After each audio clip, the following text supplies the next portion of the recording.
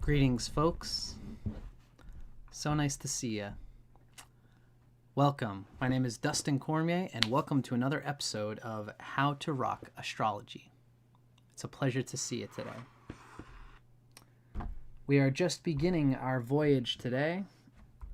We will be discussing Chandra, which is, of course, what the Vedic name for the moon is. Somewhere in here, I've got this thing. Yeah. I just realized I got to prepare my pictures here.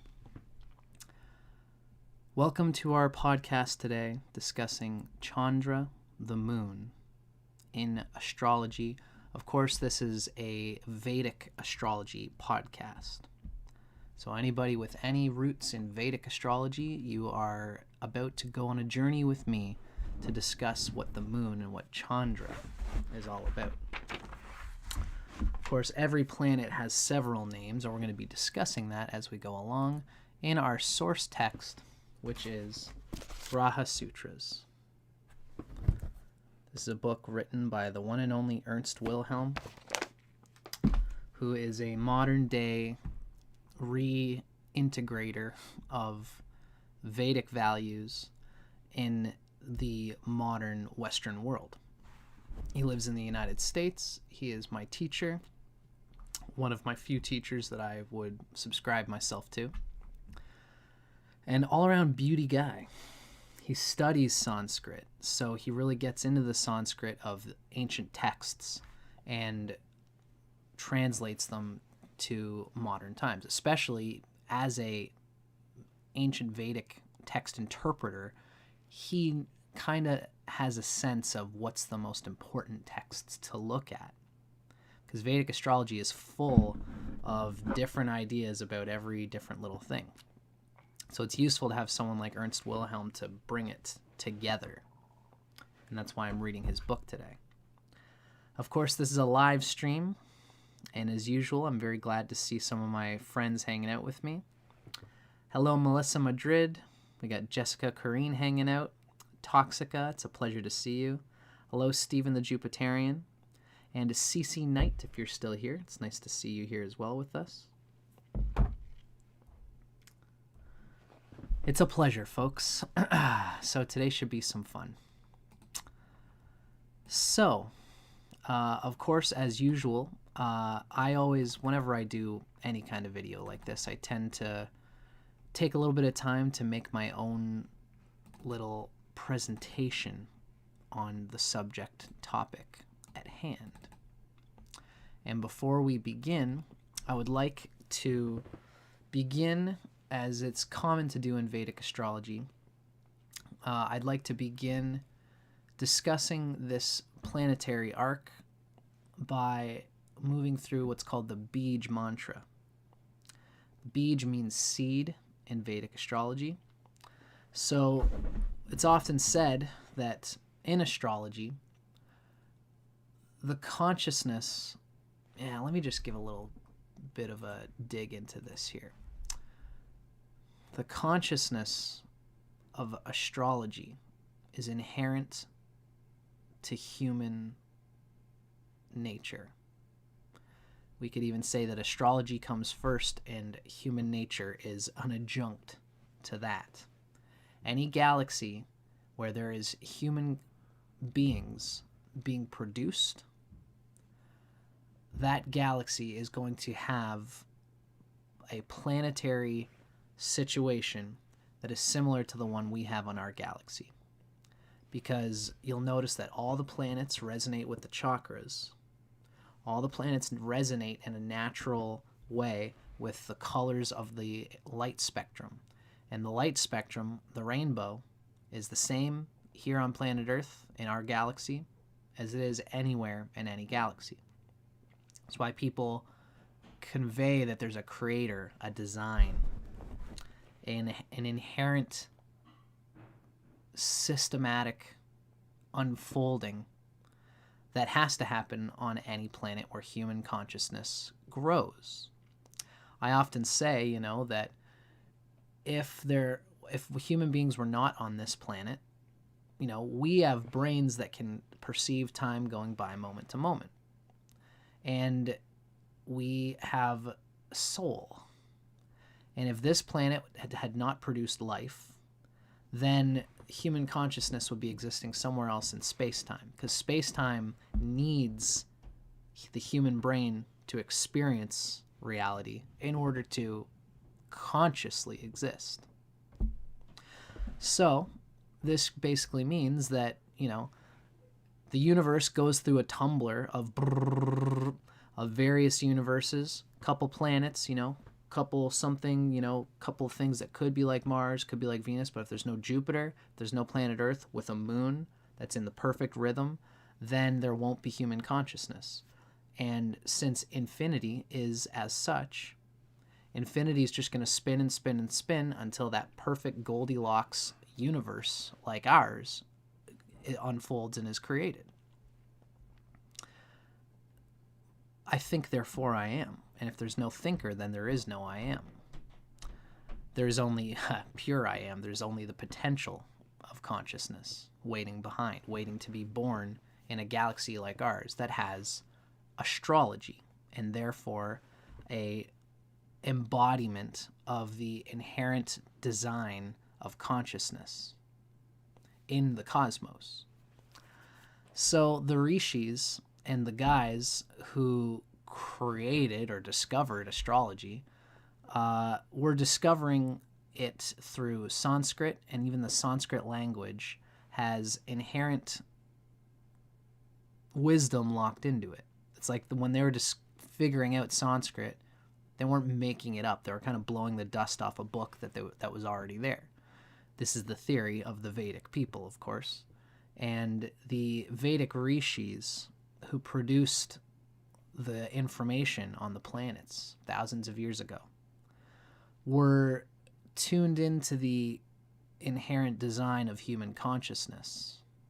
And it was the inherent design of human consciousness they pointed at when they said, this is what the moon is. It just happened to be the case that the moon was also out there floating around the earth. And how they learned about this is by doing things like these Beej mantras. So this is one of the reasons why I wanted to kind of bring this up. I love talking about this. Where does Vedic information come from? And the moon in particular has this Vedic Beej mantra that is said to have been the seed for understanding the nature of the moon's consciousness. And that's why it's good for us whenever we have any kind of complications with the moon, whenever we need to tune into our feelings, our soul needs, and our desires. This Beej mantra can be helpful as a remedy. And it goes something like this. Om Shram Shrim Shram Sa Chandraya Namaha. Om Shram Shrim Shram Sa Chandraya Namaha.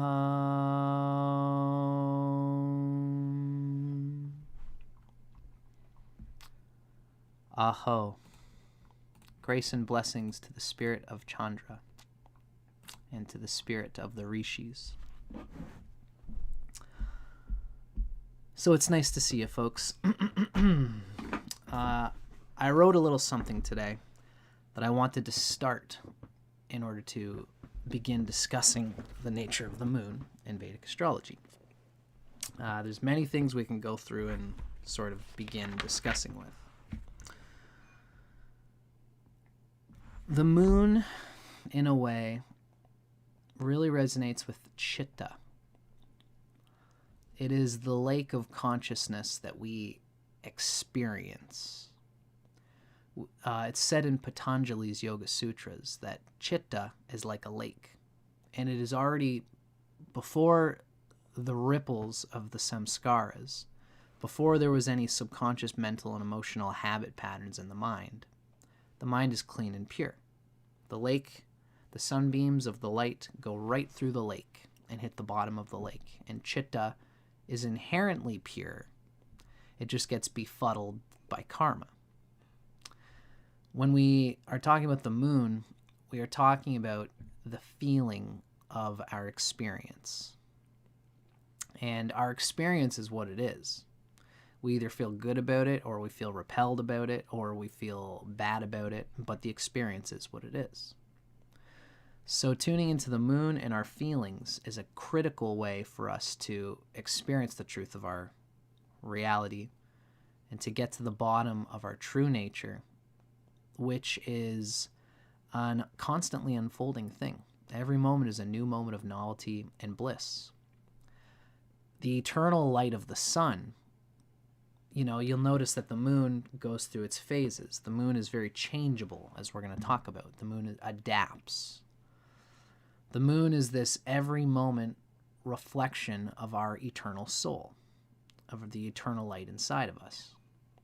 And it has to change in material reality.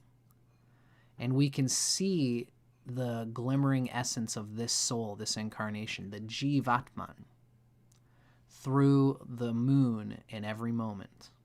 The eternal sun is always there. Wherever your sun is, if you're a Gemini sun, you're always going to react in a Gemini way to things.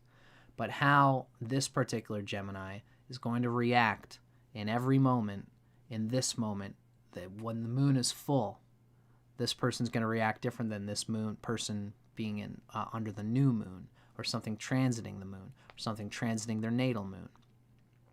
The moon is always adapting to the situation, but the eternal light of the sun is the thing that's being shined on in that variegated way. The moon, so this is one of the little things I wanted to write. I'm writing a book right now, by the way. I'm going to be producing it and churning it out pretty soon. And it's not an astrology book. I'm going to be doing that eventually, but this is a novel. And this is something I kind of scratched into for writing my novel. The person with the healthy moon in their natal astrology chart acknowledges what a gift it is to be incomplete. What a gift it is to be incomplete. Why? This way, by being incomplete, the feeling of completion through love can cyclically return to me. This is somebody with a healthy moon. Oh, thank God. God and the experience of love, the experience of my completeness can eternally return to me. I can't believe I'm so lucky that I keep getting to become complete over and over again. What a gift. Now, what about the person with an unhealthy moon? The person with an unhealthy moon mourns. Oh, what a curse it is to be born. For the feeling of completion is constantly abandoning me cyclically. And I must fight to return to the experience of being complete over and over again. Now, they are in the same reality.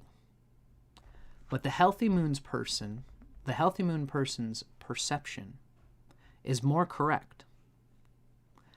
They're simply less confused by subconscious mental emotional patterns and traumas that project this experience of abandonment. The lake is perfect, but there's ripples in the water.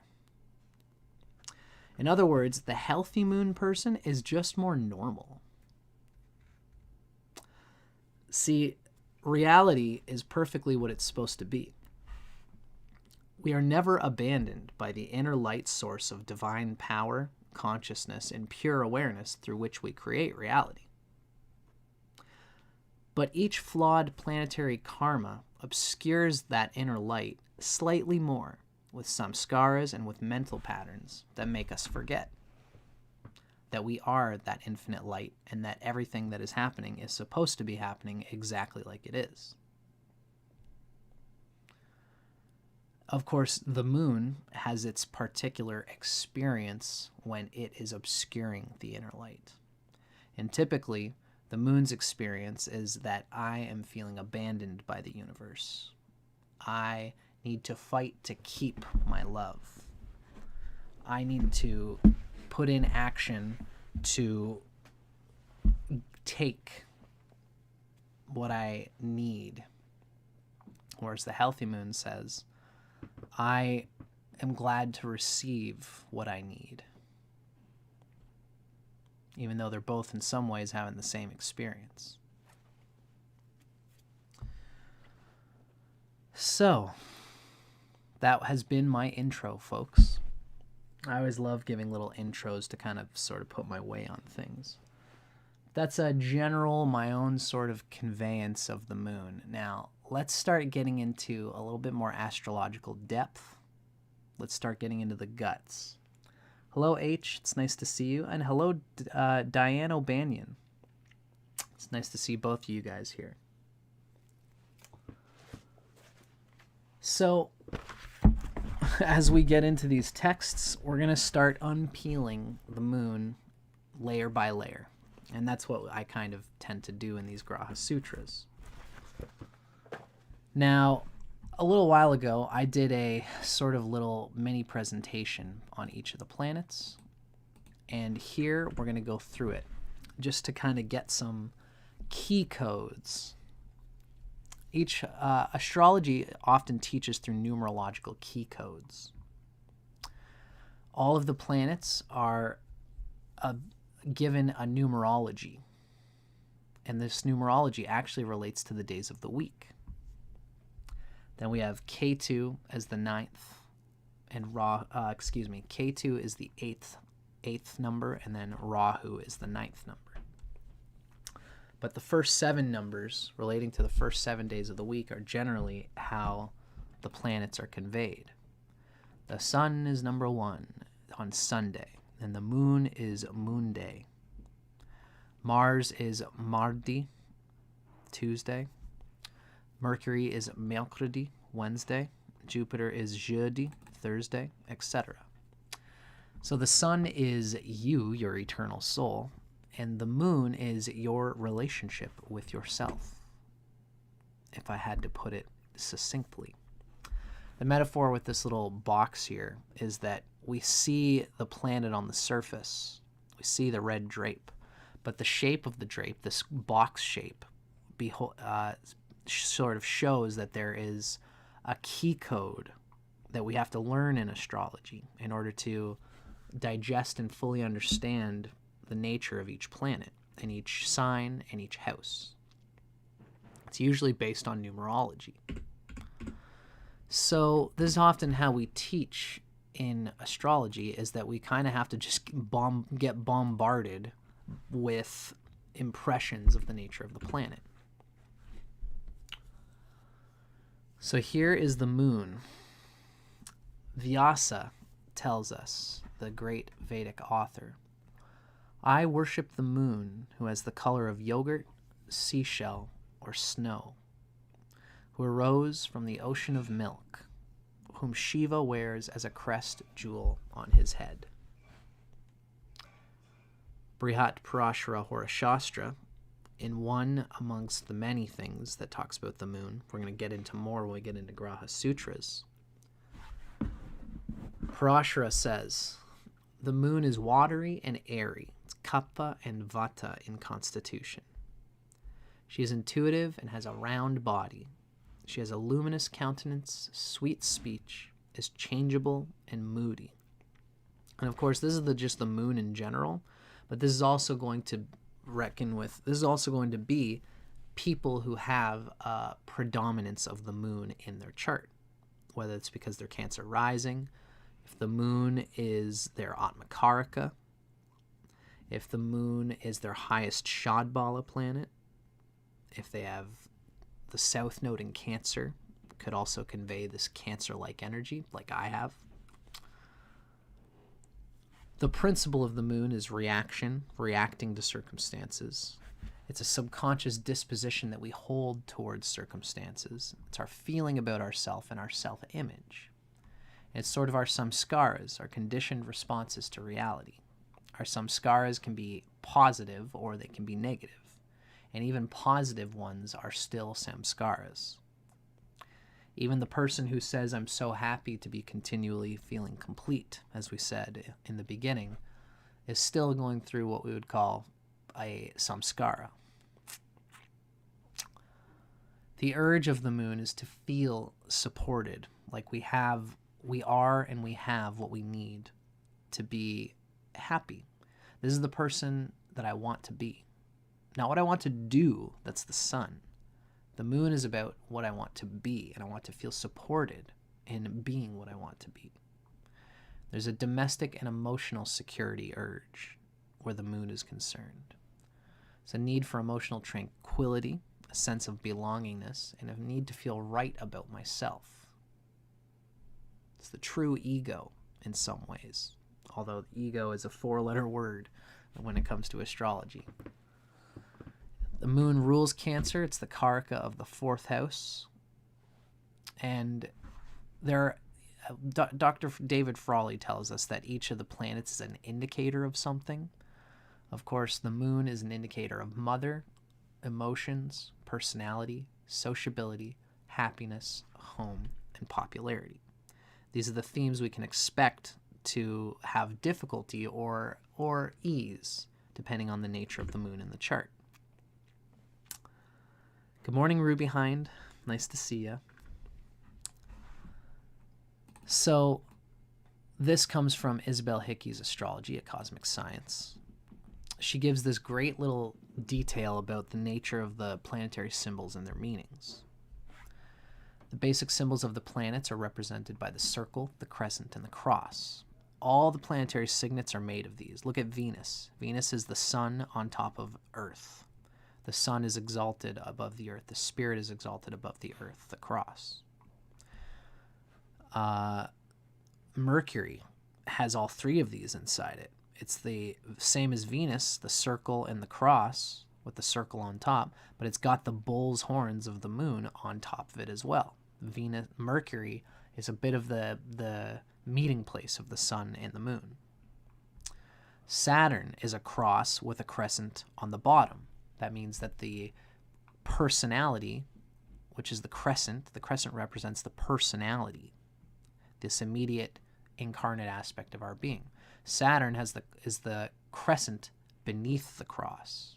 The cross of matter is, rather, the personality is subservient to the cross of matter and circumstances when it comes to Saturn. Jupiter is the crescent that's on top of the cross. That's because with Jupiter, the personality is exalted above matter. And that's the soul, really. The crescent is the soul in a way. Although, of course, the sun is the eternal soul, the moon is the immediate expression of that eternal soul. In a personal chart, the moon represents personality, subconscious self, feelings and receptivity, mother and female influences in a male chart especially. The moon really signifies mother and female influences for a man, just like the sun represents father and male influences for a woman. It represents memory, habit patterns. It's also often regarded as representing mass consciousness, the collective public, which is often ruled by the mob, ruled by emotions, not necessarily reason. It also resonates with the stomach and breast in the physical body. It rules Cancer. It's the natural ruler of the 4th house. And some say that it is a very important factor in the heart chakra, particularly because it resonates astrologically with the area of the breast in the physical body, and because the moon is exalted in Taurus. There's an important connection of the moon to Taurus, to the area of the heart chakra.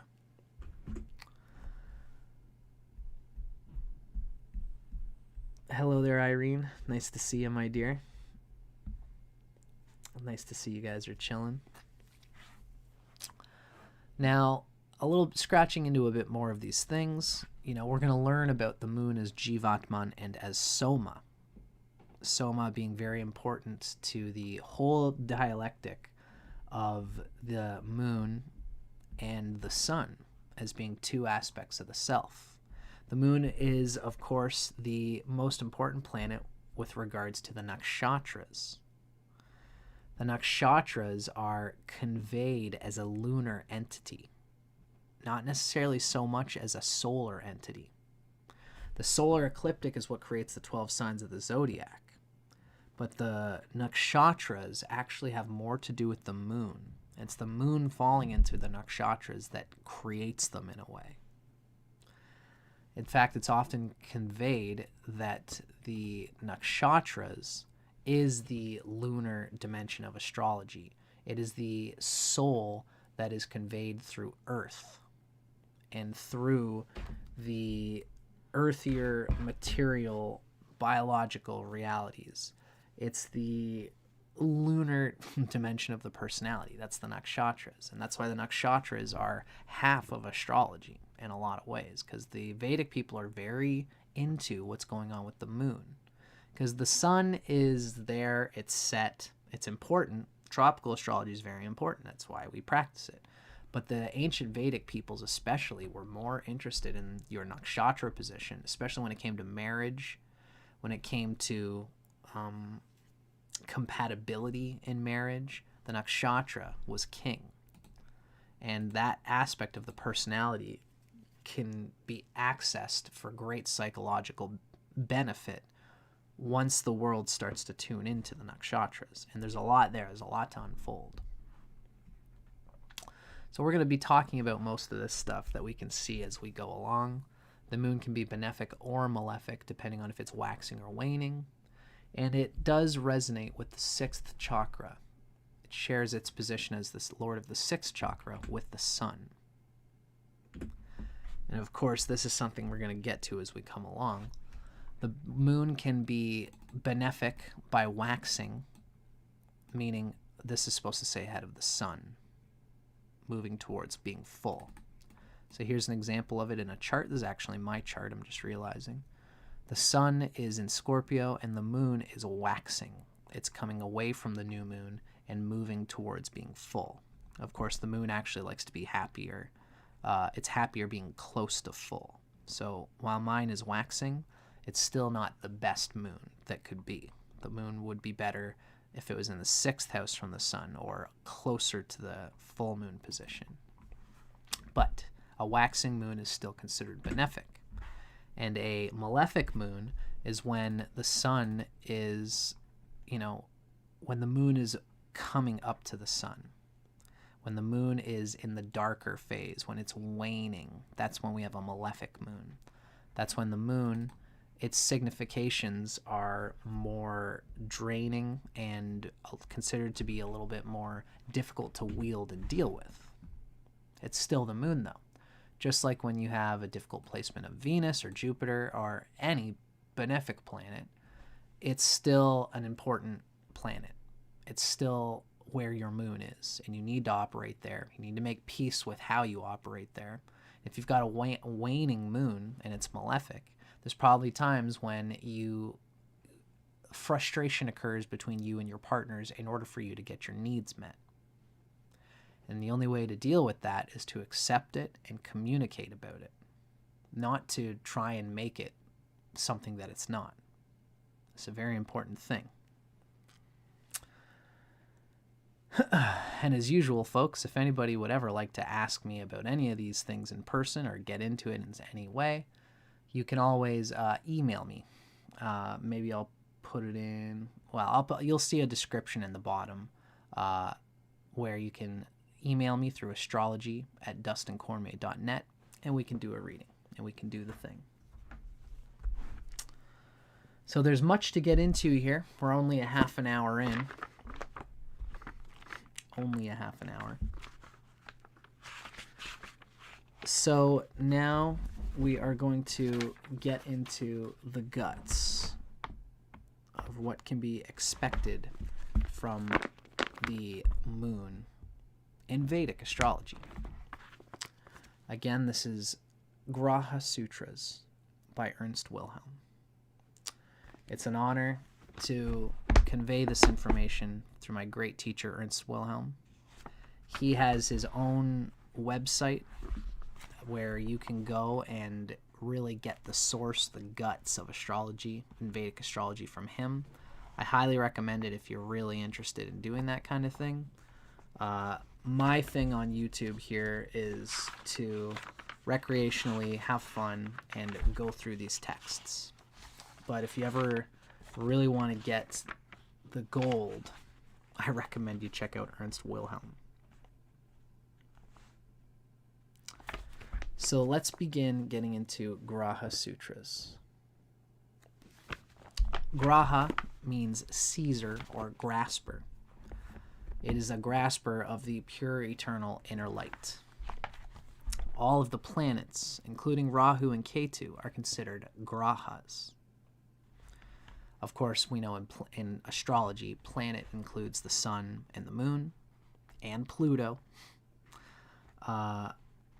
But in Vedic astrology, Graha specifically relates to the 9 planetary schema.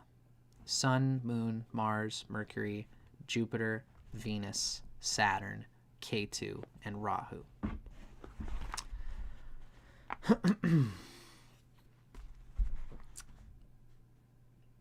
The first section of the text that we're going to read, we begin with this notion that... I just want to check something first before we start. I feel like I'm missing something.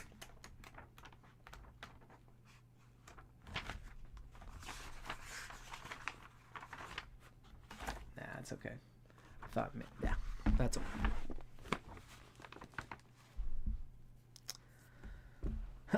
Okay. Yeah. So let's begin.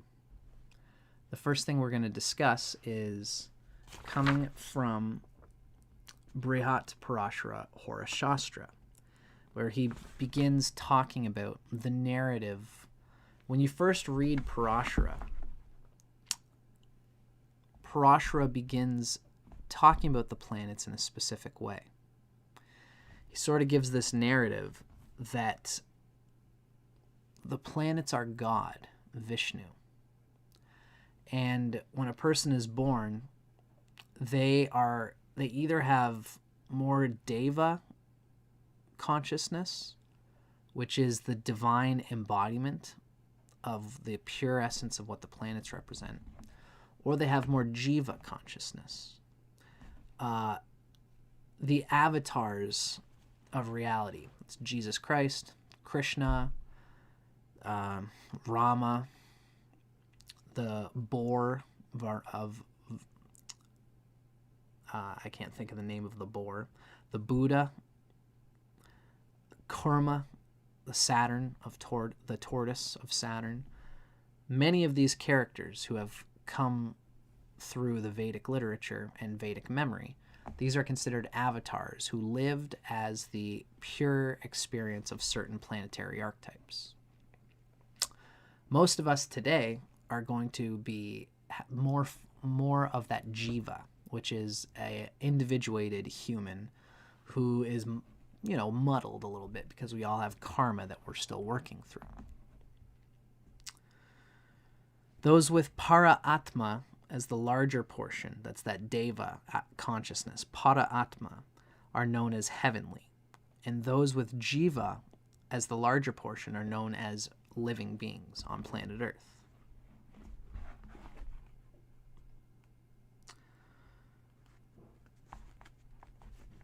Parashara tells us the names of the more important avatars of the Hindu religion that have proceeded from each of the Grahas. And these will be discussed in detail throughout the book.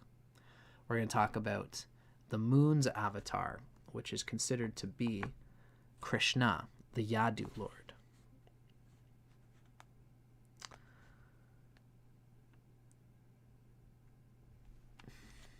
Now, all the Grahas are more para atma, abundant.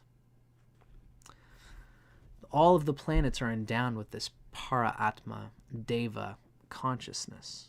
And if they were not, then how could they give birth to the many divine incarnations? The Grahas, the planets, are direct manifestations of Vishnu.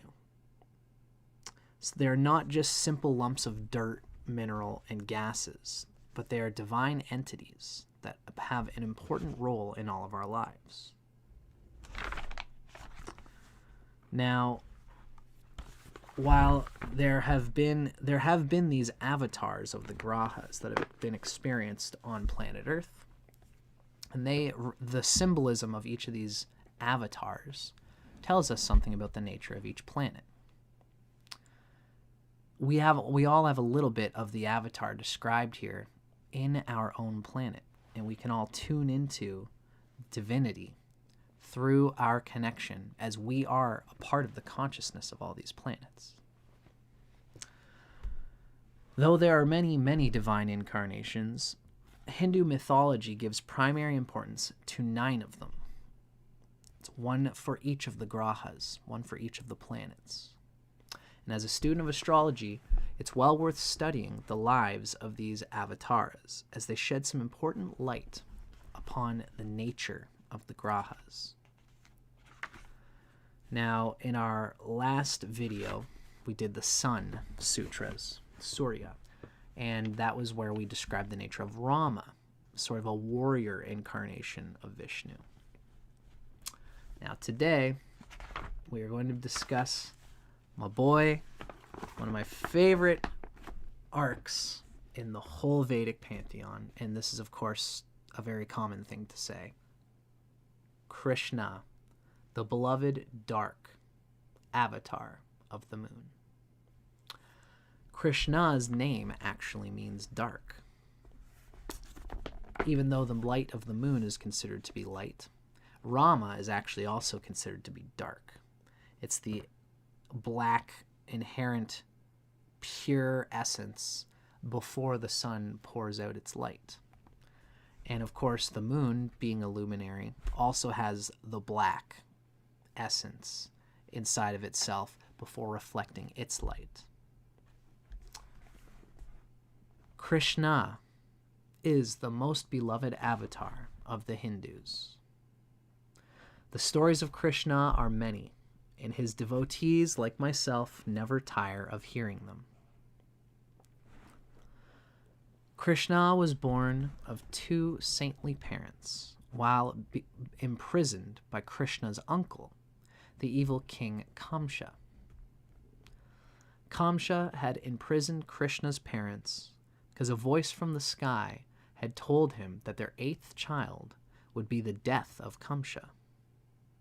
So Kamsa first killed Krishna's 6 younger siblings as soon as they were born, but he failed in killing the 7th. The 7th was instead magically transferred to the womb of Rohini, a woman in the neighboring village of Gokula. This 7th was Balarama, an incarnation of Adishesha, the 1,000-headed serpent who was to become Krishna's lifelong companion. When Krishna was born, the doors to his parents' prison magically opened. His father carried him away to Gokula and exchanged Krishna for the newborn daughter of Yashoda. When Kamsa heard of the 8th child being born, he rushed to kill it. When he raised up the child, who was actually Yashoda's child, in order to smash and kill it, the child slipped from his fingers, flew into the air, and before magically disappearing, told Kamsa that the 8th child was hidden safely away. Krishna spent his early life in sweet contentment among the people and cowherds of Gokula. Kamsa sent many demonic types to kill him, but Krishna, though just a small child, vanquished them all. When not destroying the demons sent to kill him, Krishna was a delight to all and entertained them with the music of his flute and his constant pranks. There's a very human character in the character of Krishna, which is one of the reasons that I love Krishna's character so much.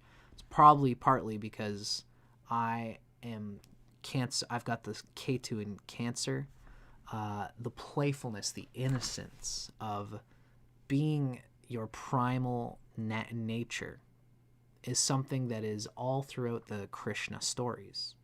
He's very playful, and he loves to laugh. He's always smiling and very wise.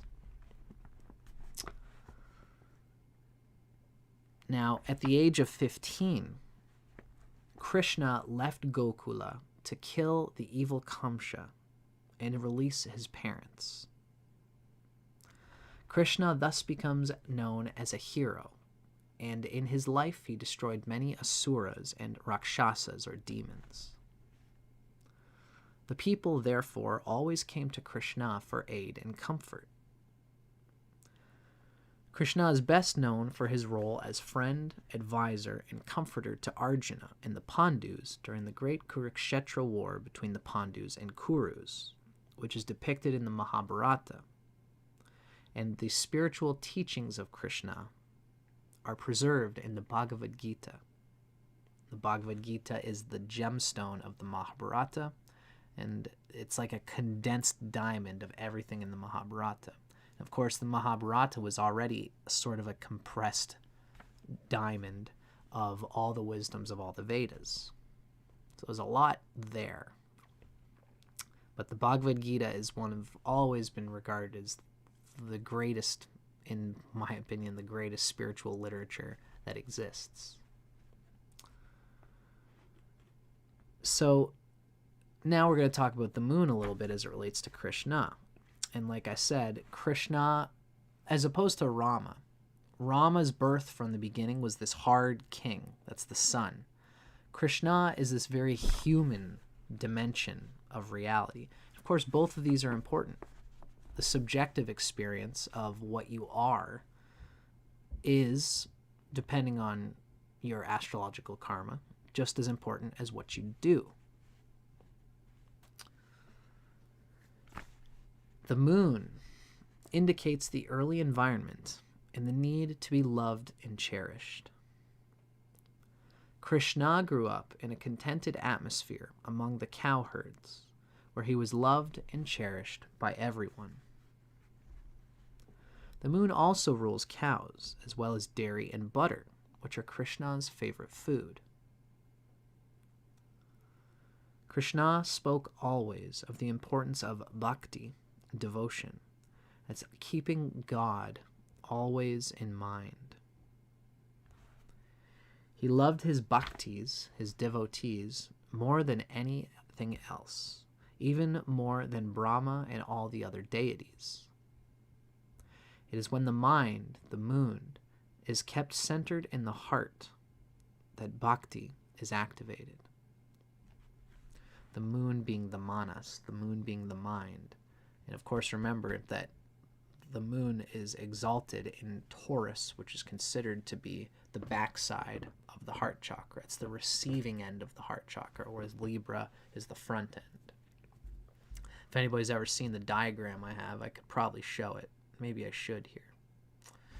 Let's see if I can just get it really quickly. There's a classic diagram that I like to share with people, which conveys that the chakras are considered to be related to the signs. I wonder if I'm going to be able to find it. If I can't, then whatever.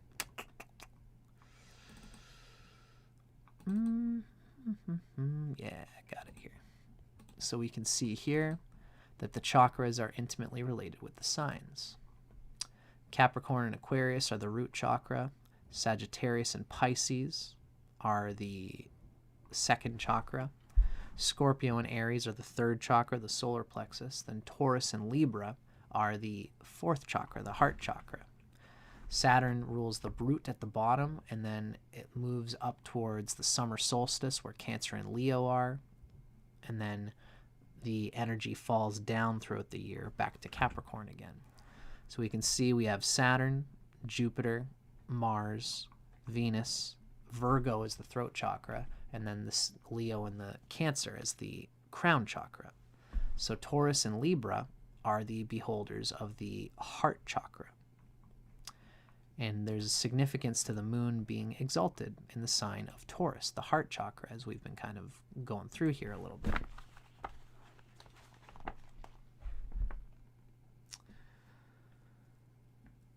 So, again, this is the nature of the moon, and the nature of Krishna is that it is a very human, it's the most human avatar in the Vedic pantheon.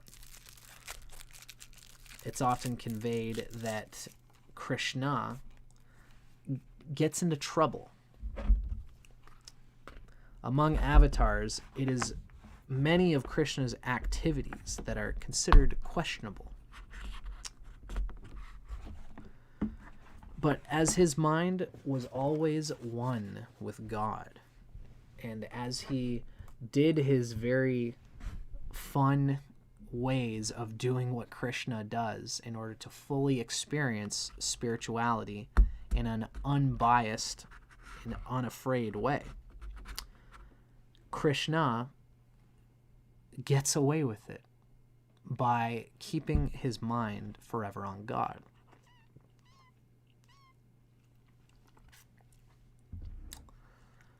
So among all the avatars, many of Krishna's activities are often considered questionable and confusing and strange. But as his mind was always one with God, for in fact he was God, nothing he did could ever be construed as degrading his spirit. Yeah, because he was God, he was like the Christ. He was the divine embodiment of a personal figure of the impersonal love that God is. God is Brahman. The love of Brahman is the bliss of being. If there was nothing, then there would not be a singular force of shared, unified beingness. But there is something. There's not nothing, or else we wouldn't be here talking about it. There is something, and that something is Brahman. And Brahman has an impersonal, it loves everything because everything is everything. Brahman loves Brahman because Brahman is Brahman. Krishna represents our personal connection to Brahman, our personal connection to the divine. And that's what Krishna, the whole figure of Krishna, is. That's what the moon is. It's our individuated experience of the non-dual. So the figure of Krishna, being God, nothing he did could ever be construed as degrading his spirit. Many things that befall a person and an individual may be prompted by fate to perform less than idealistic deeds. There are times when we have to do some things that we wouldn't typically do. Sometimes karma pushes us to do so. In times such as these, the moon allows a person to feel okay about themselves, if the moon is well disposed. On the other hand, if the moon is afflicted, even while performing good deeds, an individual does not feel worthy, lovable, or acceptable. Right? This is just like we talked about in the beginning. The healthy moon, it feels it's a gift to be born, even in the complications of karma. A person with a good moon still feels that this is the gift that I've been given to experience myself as a limb of the divine. The unhealthy moon person might even understand that. They might understand it, but they still do not feel worthy, lovable, or acceptable.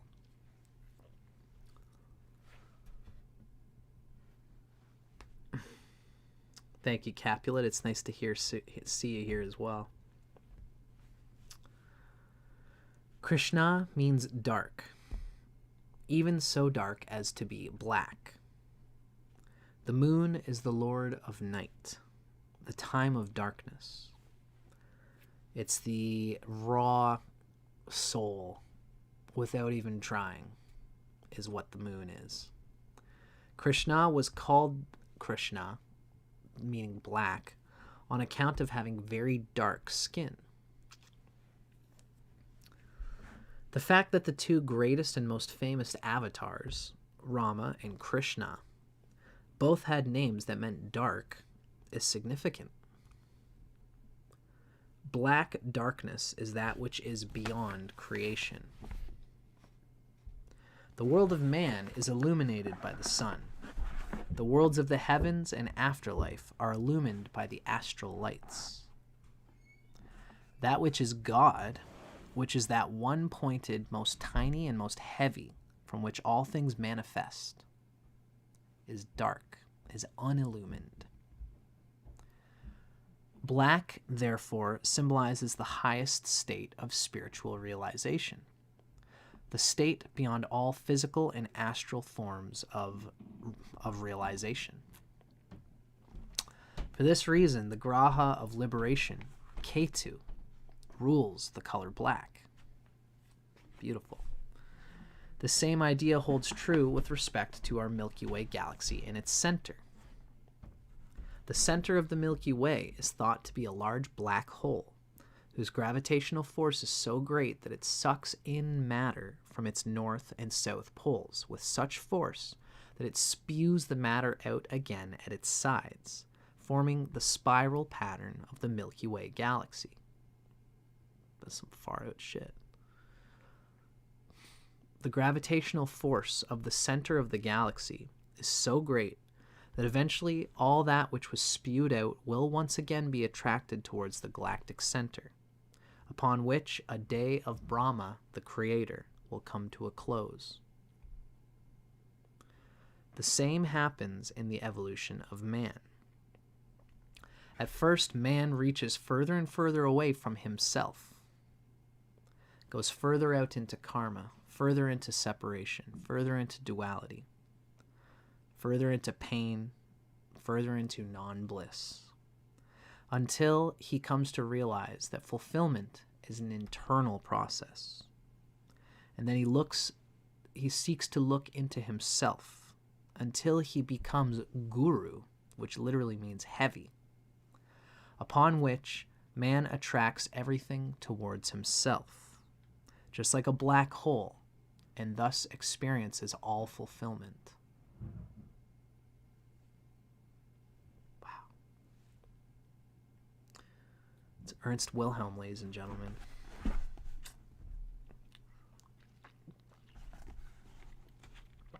Really a superb take on the meaning of Krishna and Rama as black.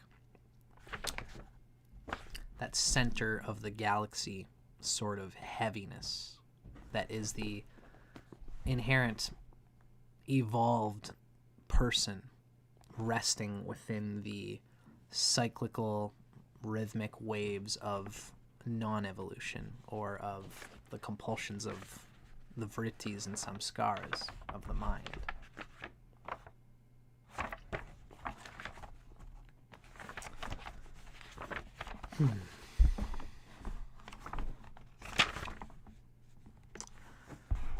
Now, something to be discussed quickly here is a division that Ernst Wilhelm, or rather, that Parashara gives between 4 particular grahas and the rest. The question is asked, are the principal 4 planets joined with a portion of Jiva? And Parashara says, so these 4 principal planets, it is described Rama, Krishna, Nrsimha, and Sukara or Varaha. These are full avatars, while all the other planets are possessed of a Jiva portion of consciousness. So the 4 avatars, Rama, Krishna, Nrsimha, and Varaha. These are the avatars related to the sun, the moon, Mars, and Rahu. These are full avatars who possess only Paramatma consciousness. These 4 planets are the highest manifestation of God, and being in their presence is considered no different than being in the presence of God. So the fact that these are the 4, this is an important fact. These 4 grahas, more so than the other grahas, rule the self. The sun is the true self and the light of consciousness. The moon is the individual consciousness. Mars represents how the individual exerts what is in his consciousness. And Rahu represents the birth of the individual consciousness, the reason for it, the head of it. So these 4 grahas all have to do with the self, though in very different ways, as you'll come to see as you read through the Graha Sutras text. In the kingdom of the body, it is the self who is dominant and who rules, just as in the kingdom of the world, it is God who rules. Just as God has full sway and power, a full avatara who is possessed of only Paramatma consciousness has full sway and power. So, since the full avatars were brought forth through the sun, moon, Mars, and Rahu, these 4 grahas are the grahas that endow a person with presence and power. You know, I'm going to put it this way. This is kind of a cheeky way to put it, but I'm going to put it this way. There's a funny thing that people talk about these days. The word is NPC.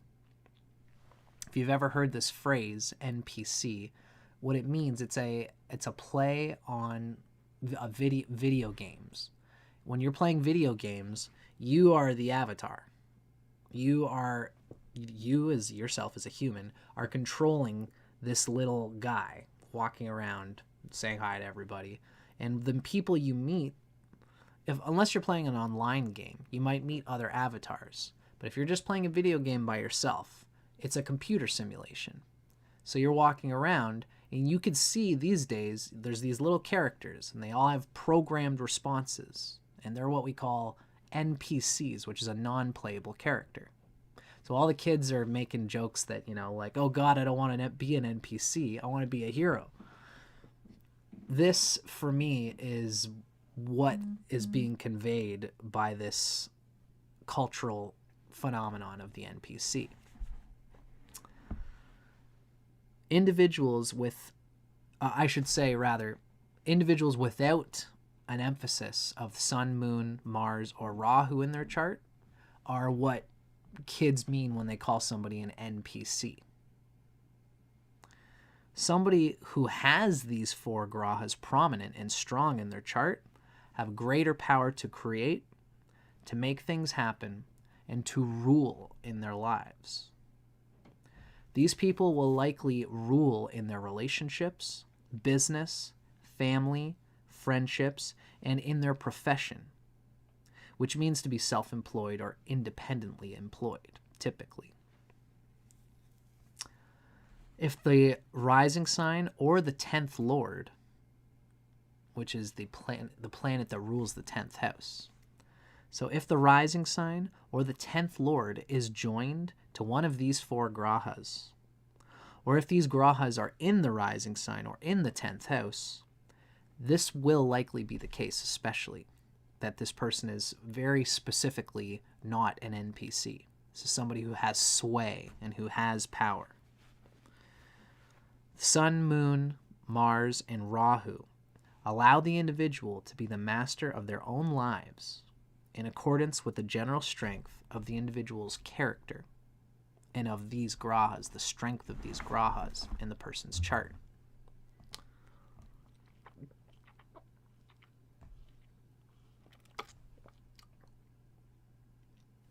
I wonder, Stephen the Jupiterian is asking if NPC relates to FOMO. If I'm reading it correctly, FOMO means the fear of missing out.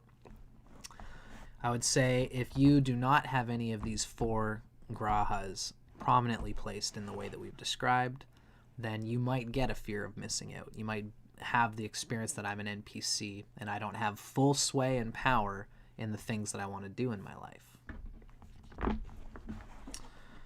So these planets are important. It's interesting to consider what exactly the strength of this means. The only thing that I can see in my own chart is Mars. I think that's the only prominent placement of any of these that I have. I'm a Leo rising, and the sun rules my rising sign, and my sun is conjunct Mars.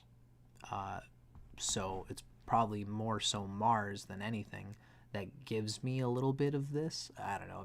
Maybe it's an ego thing for me to... I'm not an NPC.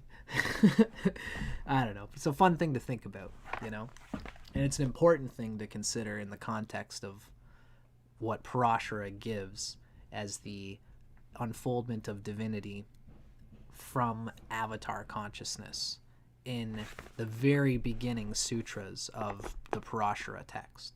Of course, Parashara Horashastra is kind of one of the penultimate texts of Jyotish and Vedic astrology.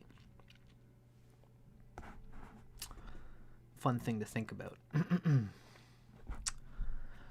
So now, in about Sutra 10, Parashara begins to describe the array of the planets based on the numerology we've already described. Now the planets, the Sun, Moon, Mars, and Mercury, so also Jupiter, Venus, Saturn, Rahu, and Ketu successively. Vedic astrology considers these 9 grahas. The last word in the sutra above, oh look at that, I actually switched around. I'm just realizing. Do I have this wrong here? I might have made a mistake. Yeah, I don't even have it in here. I'm reading now from Ernst that Rahu is number 8. And this isn't from Ernst, this is from Parashara. Rahu is number 8 and Ketu is number 9. Sorry for making that mistake, folks. I should say that VD is somebody who has made a comment here, has made a great comment, and I agree with it. Nobody is an NPC. We are all main characters, and that is true. When the kids these days are talking about the NPC thing, I think that they are, they're making a joke. But ultimately, nobody who is a living being on planet Earth is not Krishna. Everybody is the Jiva Atman. Everybody is God having its experience. So you're correct, VD, and I appreciate you making this point. Nobody is an NPC. I think the idea of an NPC as related to what we talked about with the prominence of these 4 avatara grahas, Sun, Moon, Mars, and Rahu, is that a person has full sway and power in their lives to do what they want and to be a master of their realm, as we can kind of say.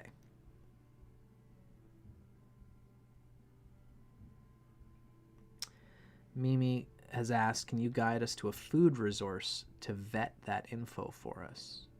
A good resource to get that info for us. Mimi, if you could clarify what info you're looking for, I'll do my best to give you that information that you're asking for. Just what specifically is it that you're asking?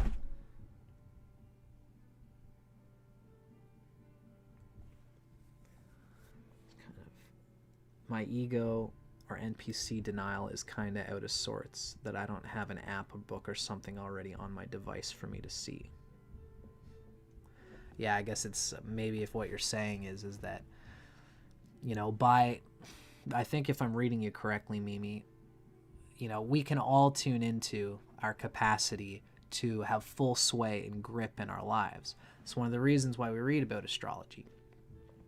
The consciousness of the sun, the moon, Mars, and Rahu are probably the 4 primordial ways for us to get in tune with our own capacity to have full sway in our lives. Ultimately, if none of your planets are placed prominently where you can gain access to this kind of full sway, the best thing to do, in my opinion, is to meditate, to look within, and to accept what God and divinity has given you as the life that you're living right now. This is the yogurt of the natural inherent soul that we all are. Because as I said in the beginning, everybody is exactly where they're supposed to be. If we meditate, we can tune into that reality that we are a channel for the divine, and we can put ourselves in the proper place of our reality instead of wishing and hoping for it to be something different. So for most of these inquiries, I would say research your chart, research where your sun, moon, Rahu, and Mars is. You can even do Beej mantras to tune into their power and sway. But even doing this will only get you as far as your karma will allow. That's why it's more important to forgive yourself, get into self-love practices, and meditate in order to be at peace with the compulsions of the mind that might make you feel like you're not perfect already. Therapy can be a key to this. Doing what you can with what you have is a very important aspect that we give in astrology. And also, if you need to, you can always see an astrologer to help untangle that pure awareness that you might be seeking.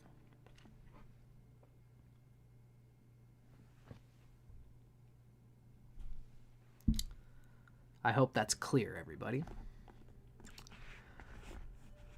So, as we said, the next chapter we're discussing is talking about the names of the Grahas.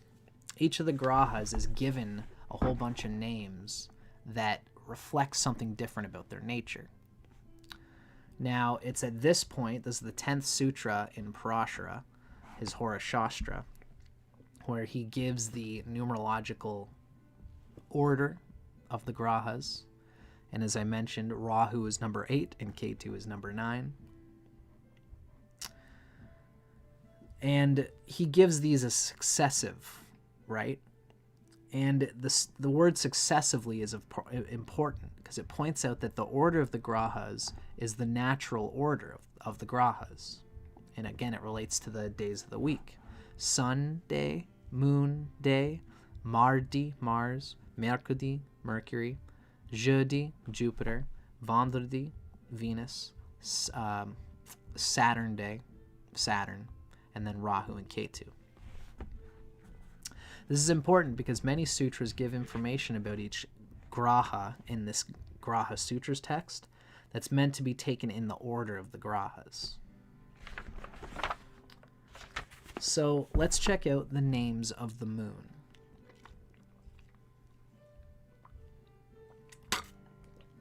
Oh, damn, so good. Yes, Mimi, the Rahu is the north node.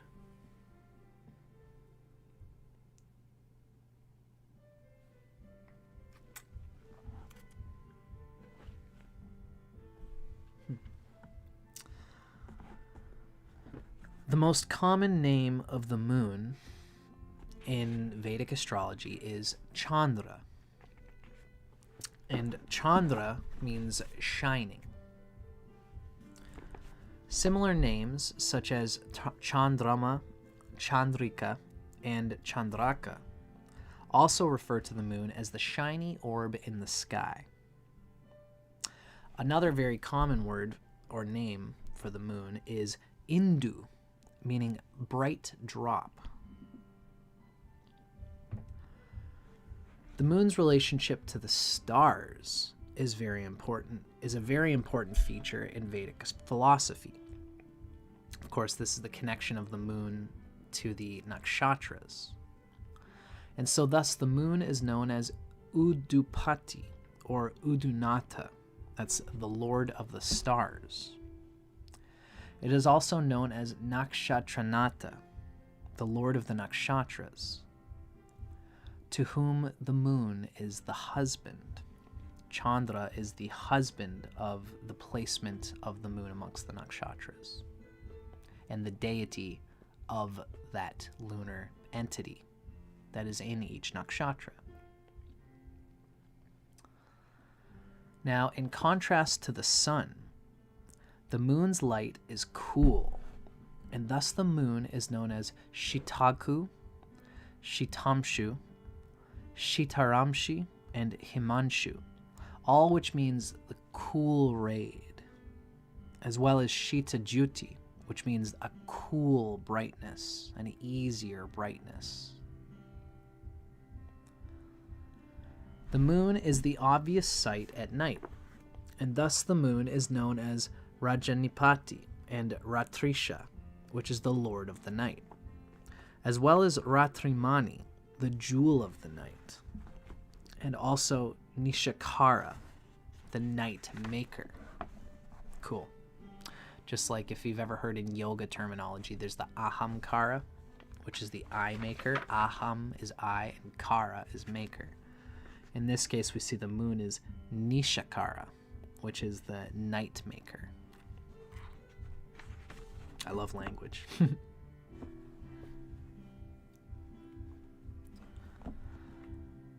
The moon is known as Vidhu, meaning lonely or solitary, which is ironic in view of the fact that the moon shares the heavens with his 27 wives, the nakshatras.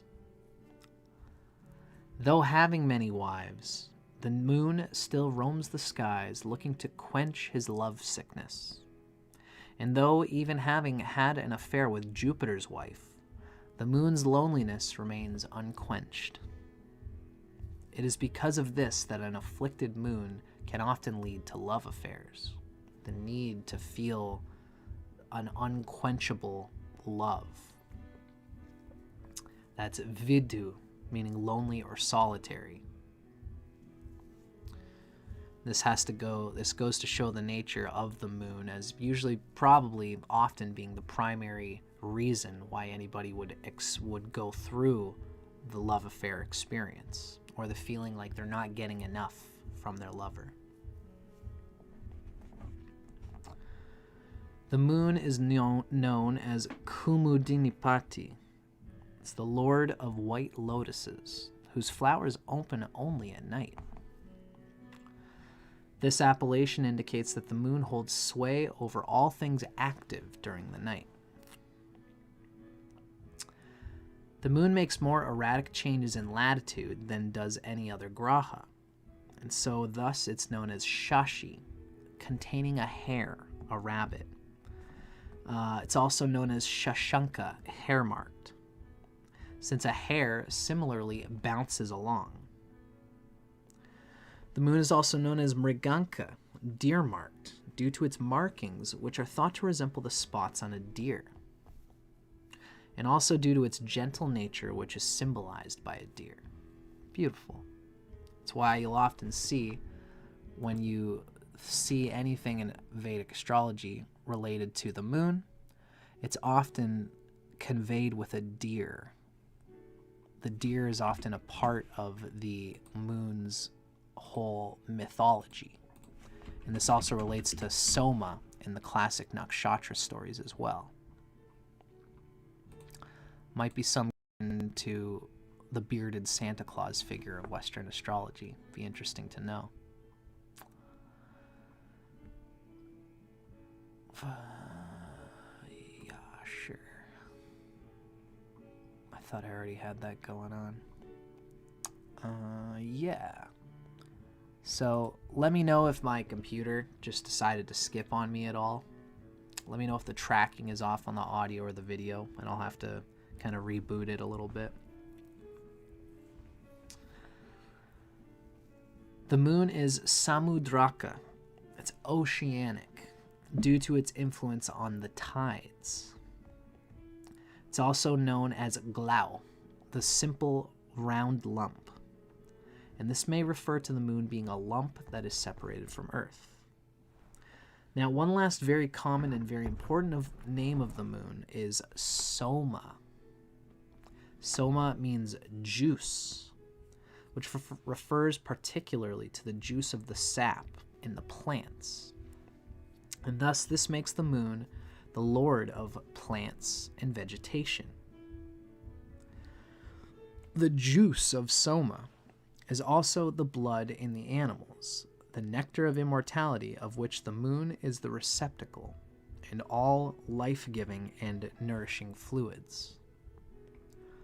There's much to be said about the moon relating to the Urdhva, the maturation of puberty essences inside of the body and the glands that, when applied in the proper tantric way, can bring about an internal immortality elixir through the practices of tantra. The moon has a lot to do with that, whereas the sun is a dharmic, the sun is a dimension of our spiritual desires and our spiritual capacities. The moon will typically be the human dimension of divinity, and there are things inside the human body, even kundalini, and the embodiment of the spiritual evolution occurring through the chakras. These are all things that are an embodied aspect of the spirit, of what we are, of the karma we're holding. So the things related to the body that are divine in their own way will typically relate to the moon and to the soma as well.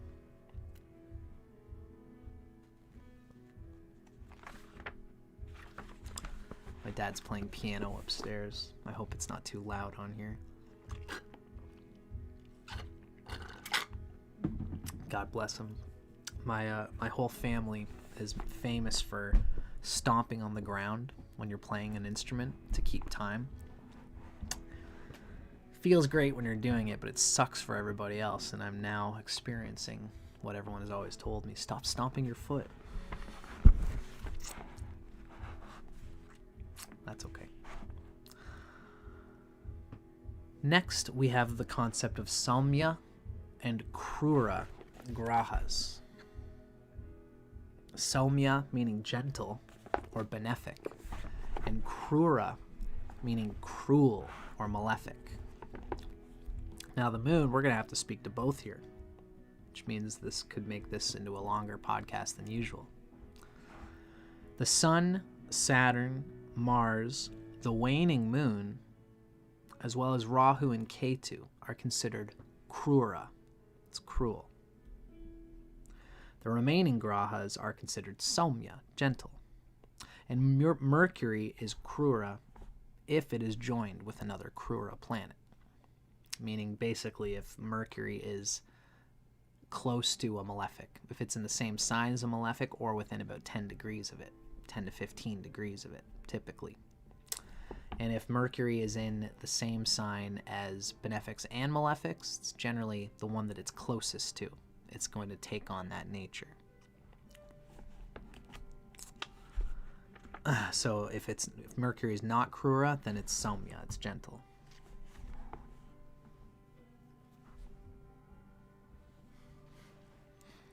My pleasure, Melissa.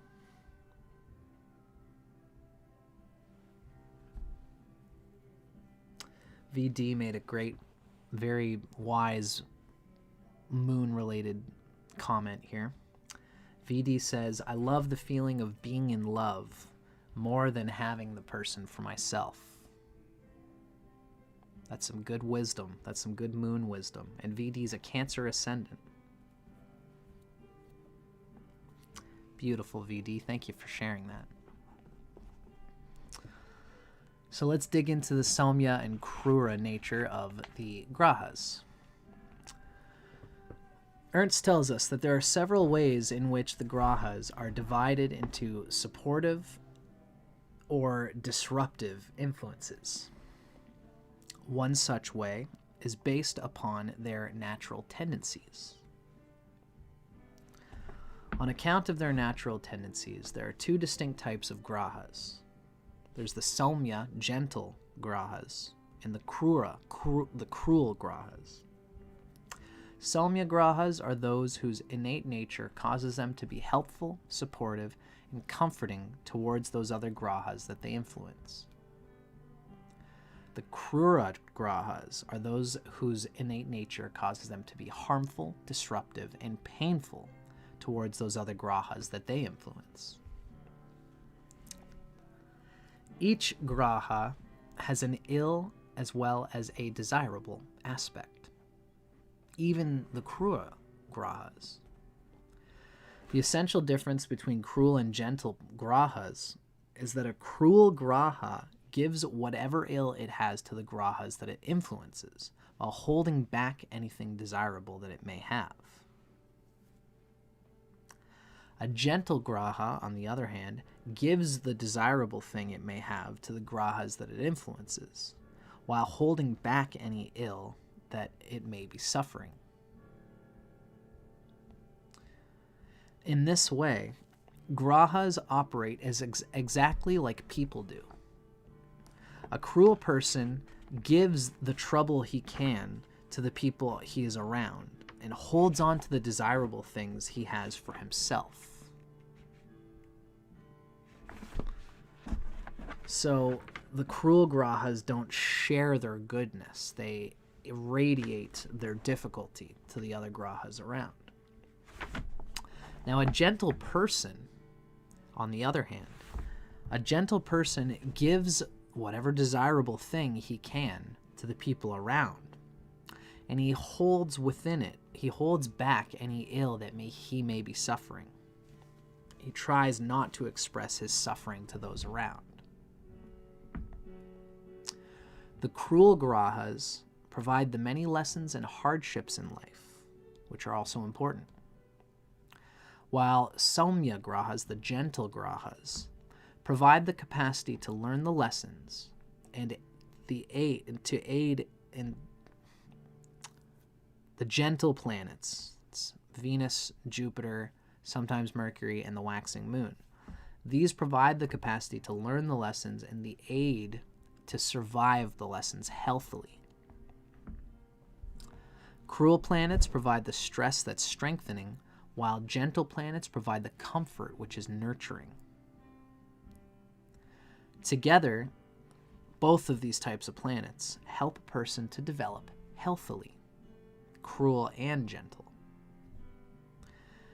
If the Krura planets were alone, and that's all we had, this would only break a person's mind and body. While if the gentle planets were all we had, these would cause excess and stagnation of the mind and the body. Right? So it's not necessarily good or bad. Regardless of whether a Graha is gentle or cruel, each Graha has something desirable and good to give. Saturn, for instance, represents longevity and the ability of the body to resist bacteria before succumbing to disease. Mars represents buildings, without which none of us would have a home. Each Graha is very important for our survival, our well-being, and our happiness. It's interesting that Mars, of course, relating to buildings, you kind of need to carve a home for yourself. You need to carve out your territory and own your territory, own your boundaries, own your body. These are all Mars-related things, and it can be cruel to tell somebody that this is my body, but really it's not. That's an entirely healthy and important thing to be able to do. But to anyone else, it seems cruel, but that's why this cruel nature sometimes is necessary, right?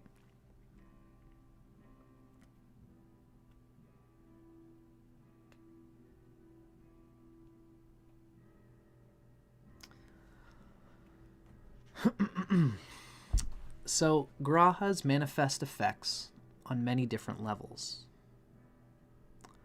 It is only in the context of being supportive and disruptive towards each other's natural inclinations that the Grahas behave as Saumya and Krura. On other levels, any Graha may be supportive or disruptive, so do not be too quick to judge any one Graha's effects. Any graha, for instance, can be productive or destructive towards the house which it is placed. This has nothing to do with its gentle or cruel nature. As a result of this, cruel grahas will quite often produce very good things, and gentle grahas will just as often disrupt desirable things. It's almost an example that could be given as if you've got, let's say you're a Scorpio rising, if you've got Mars in the 10th house of Leo, Mars is a malefic planet, but it's friends with Leo, it's on the top of the chart, and it's in the 10th house. Mars does well in the 10th house, so it'll be tough and it'll be pushy, but that's the stuff of leadership for Mars in that position. And it's actually doing good things for that 10th house, even though it's a malefic planet. It will harm other planets around it, especially when it's emphasized and strong like that. But this is the nature of the planet on the house. It's not necessarily going to cause too much damage. Now, it will be noticed that there are more... Yeah, I'm gonna stick to... I've marked out the important things to be reading here. Now, cruel and gentle grahas are similar in the fact that on account of their experiences, they attempt to find happiness, security, well-being, etc., by developing the house in which they are placed. The experiences of the gentle planets, though, are very different from the experiences of the cruel planets. Saumya grahas support the gentle grahas, support the natural indications of the planets they influence. So as a result of the individual experiencing the resulting peace and happiness, the individual has the time, the luxury, and the resources to develop the house that it's in.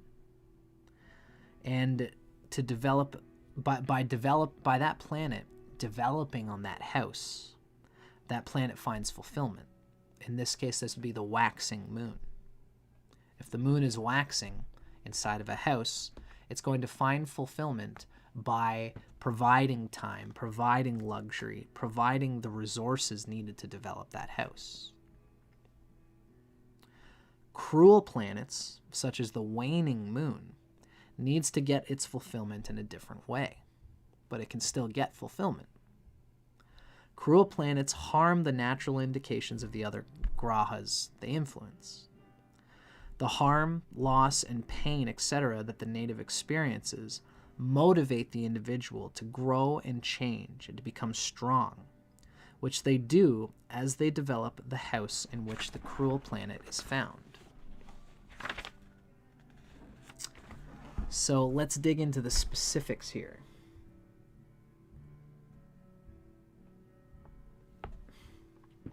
Good. So let's dig into the moon, which of course splits. When the moon is waxing, as we've shown, the moon builds and grows. Let's just, while we're here, let's take another quick peek at the diagram we've given for this, right?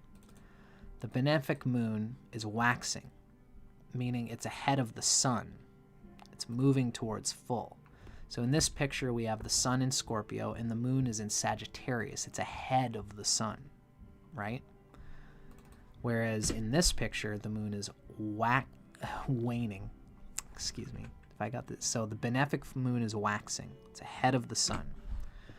The malefic moon is waning, which means it's behind the sun. It's moving towards the sun, moving towards the new moon, right? When the moon waxes, the moon builds and grows. When the moon wanes, he releases and lets go. So thus, the waxing moon is gentle, and the waning moon is cruel. The waxing moon has this gentle quality, the waning moon has this cruel quality to it. The gentle waxing moon causes those things indicated by the grahas which it influences to grow healthily and to flourish, even by trine, even by opposition. These things then become a source of abundance and fulfillment for the individual. It goes to show that this difference between a waxing moon and a waning moon can make a significant difference in the outcome of a chart. As a result of experiencing the abundance and fulfillment of the moon and its aspects and whatever it's aspecting in their respective houses. For example, if the moon is trine Jupiter and it's waxing, the house Jupiter's in is going to be one way that fulfillment is experienced, for example, as well as the moon's house is its own realm of fulfillment. So as a result of experiencing the abundance and fulfillment, the moon attempts to develop the house in which it is placed. This house being a very important potential source of peace and happiness for the person. On account of experiencing the happiness and fulfillment with those things indicated by the whatever the moon is aspecting, or in its own house, the person develops the healthy mental attitude with which to attempt to develop those needs that they have in respect to the house in which the waxing moon is placed. And it'll usually typically be the house that really shows how this fulfillment is going to come through the person through the moon. Now, the cruel waning moon causes those things indicated by the Grahas, which it influences, to wither and wane, resulting in these things being unable to provide fulfillment or happiness. As a result of experiencing the wane of these things and the lack of fulfillment, the individual is forced to come to terms with the need for inner rather than outer nourishment. So the waning moon can actually be conducive to a strong mental stability in a way. And this can create a person who can become a meditator and an austere sort of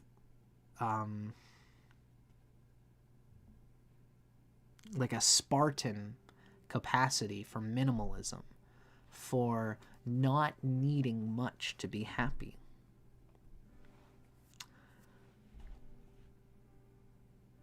The individual will then be able to attempt the development of the house in which the waning moon sits, not for the sake of the fulfillment which the house provides, but for the sake of the internal growth that occurs as one develops that house. They develop a sort of intelligence and a strength with regards to dealing realistically in that house. Because remember, a waning moon can still be close to exaltation. It can still be delighted by its friends. It can still have strong shadbala. And it can still have its needs be met. It's just not going to... The nature of its strength is not going to come from applying time and luxury and a gentle attitude towards its house. It's going to be more realistic, more strategic, and more applied in how it learns to get the most out of the house that it's in. Very interesting and a very important difference that's important to talk about. So that difference between those two aspects of the moon, the waning and the waxing moon, is something that everybody should reckon with, and everybody should not consider them to be a good moon versus a bad moon, any more than the sun is considered better than Venus. You know, they all have their place, they all have their function, and they all have their purpose. They all can be used in different ways. And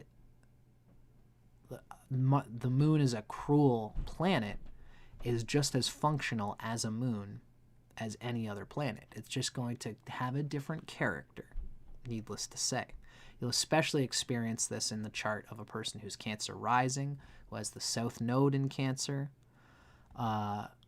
whose moon is the Atmakaraka. You're going to see the malefic or the benefic character of the moon more precisely in the charts of people like that.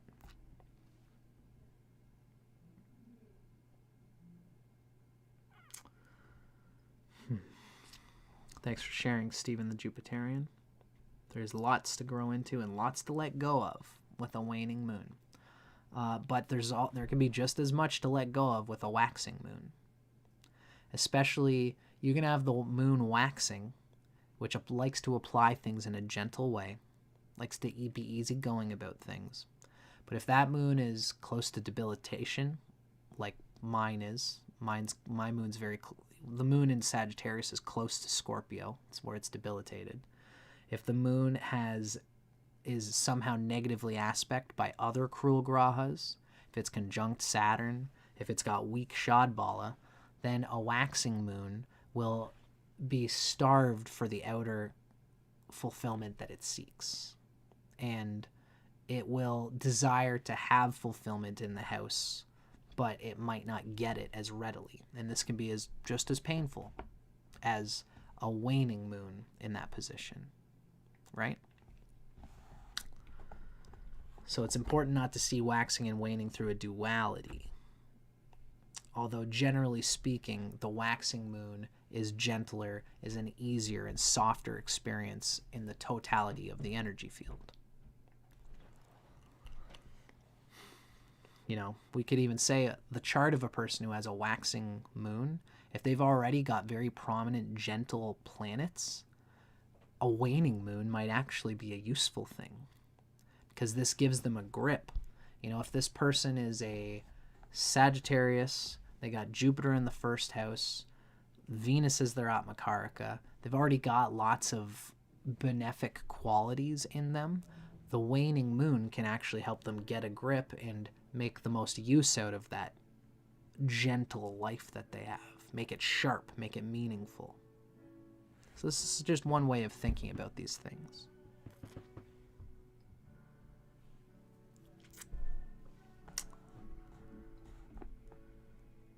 So, the next thing we're going to talk about is what we call self-aspect.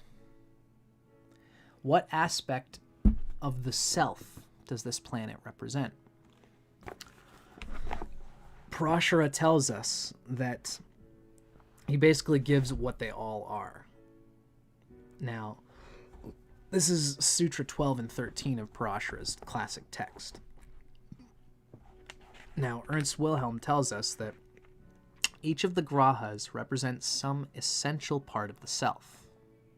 Combined, the grahas represent the complete living, breathing, and functioning person. So the sun represents Sarva Atman, which is the whole self, and this has many connotations. Remember, this is coming from Parashara's text, so it means something in particular that's said there. The sun is Sarva Atman, and the moon is Manas. Then Mars is Sattvam, which is strength of character. Mercury is the consciousness spoken. Jupiter is joy-giving knowing. Venus is Virya, and Saturn is sorrow. So all these things represent different aspects of the self. Now, what does it mean that the moon is Manas, which is the mind? Manas is the mind, but not the Western idea of the mind of intellectual processes, which is really more of a Mercury thing. Or even the intellectual processes, we could almost call it Mercury-Jupiter thing. You know, that's why language is important. The Manas, as it's described in Vedic astrology and really Vedic philosophy in general, Manas is the mind that experiences. Through Manas, all the five senses are experienced. And in experiencing the five senses, one is receptive to the qualities of creation. and thus lives and breathes in the world. Manas consists of Jiva, the living consciousness, as well as Ahamkara, the I, the idea of a separate existence, for better or for worse, for better and for worse. The Jiva is correlated to the moon in this way, whereas the sun is the Atman, the moon is the Jivatman. It's the experience of the self. And of course, the self is the divine. It's Brahman.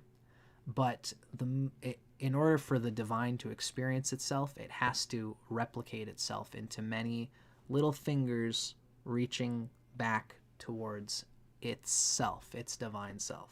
So thus, we are all individuated limbs of the divine, and as such, we have to experience ourselves as being separate from the divine, again, for better and for worse. Of course, the separation is non-dual, as the mystics say. But that non-duality is ensconced in duality. The non-dual is both non-dual and dual. Fun thing to talk about. So the moon is the Jiva. The moon is the experience of the self as a separate entity of the non-dual divine. The Jiva is the living being of consciousness that experiences the entirety of creation through the five senses. The first thing which the Jiva experiences is itself, which gives rise to the ego. And thus the Jiva is always accompanied by the ego. That's why I said the moon is the true ego, in a way. The ego is nothing more than the idea of separate existence, which is always only an idea. The idea of separate existence gives rise to the consciousness of I, me, mine, which creates the consciousness of mine, and all of the resulting attachments. The moon thus represents the individual consciousness experiencing all of its joys and sorrows. Both joys and sorrows, which is an interesting key tidbit there.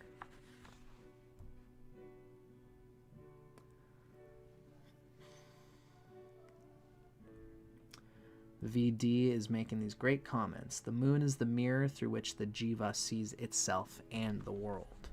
Really, the Jiva is the five senses, which is the mirror of the experience of ourselves in time.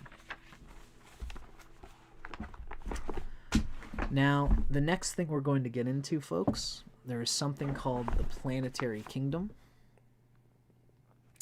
What do each of the planets represent as an aspect of the kingdom of divinity that is moving through us? Before we get there, though, I got to go to the bathroom. So if you're hanging out with me here, why don't we take a quick break? Shouldn't be too long. I'm going the quicker one, number one.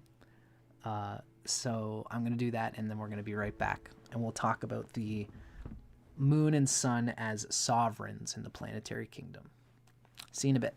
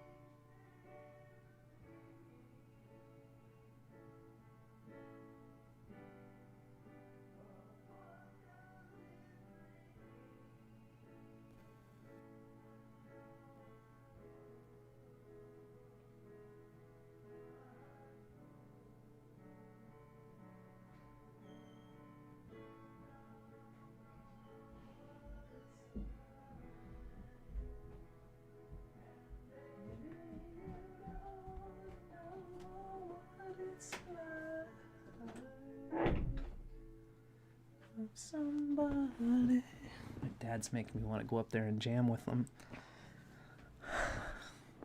Ripping the Beejees up there on the piano. You don't know what it's like to love somebody, boom, boom, the way I love you. I'm going to be jamming with my dad on my other channel, How to Rock a Campfire, soon. Stay tuned for that. Yeah, Toxica, you know. It's almost a very moon song. It's like Dano's tuned in with us down here. My dad's name is Dano. Well, his name's Daniel. We all call him Dano. Book him, Dano. I love him. Oh, it's nice to see you guys are enjoying hanging out with me here.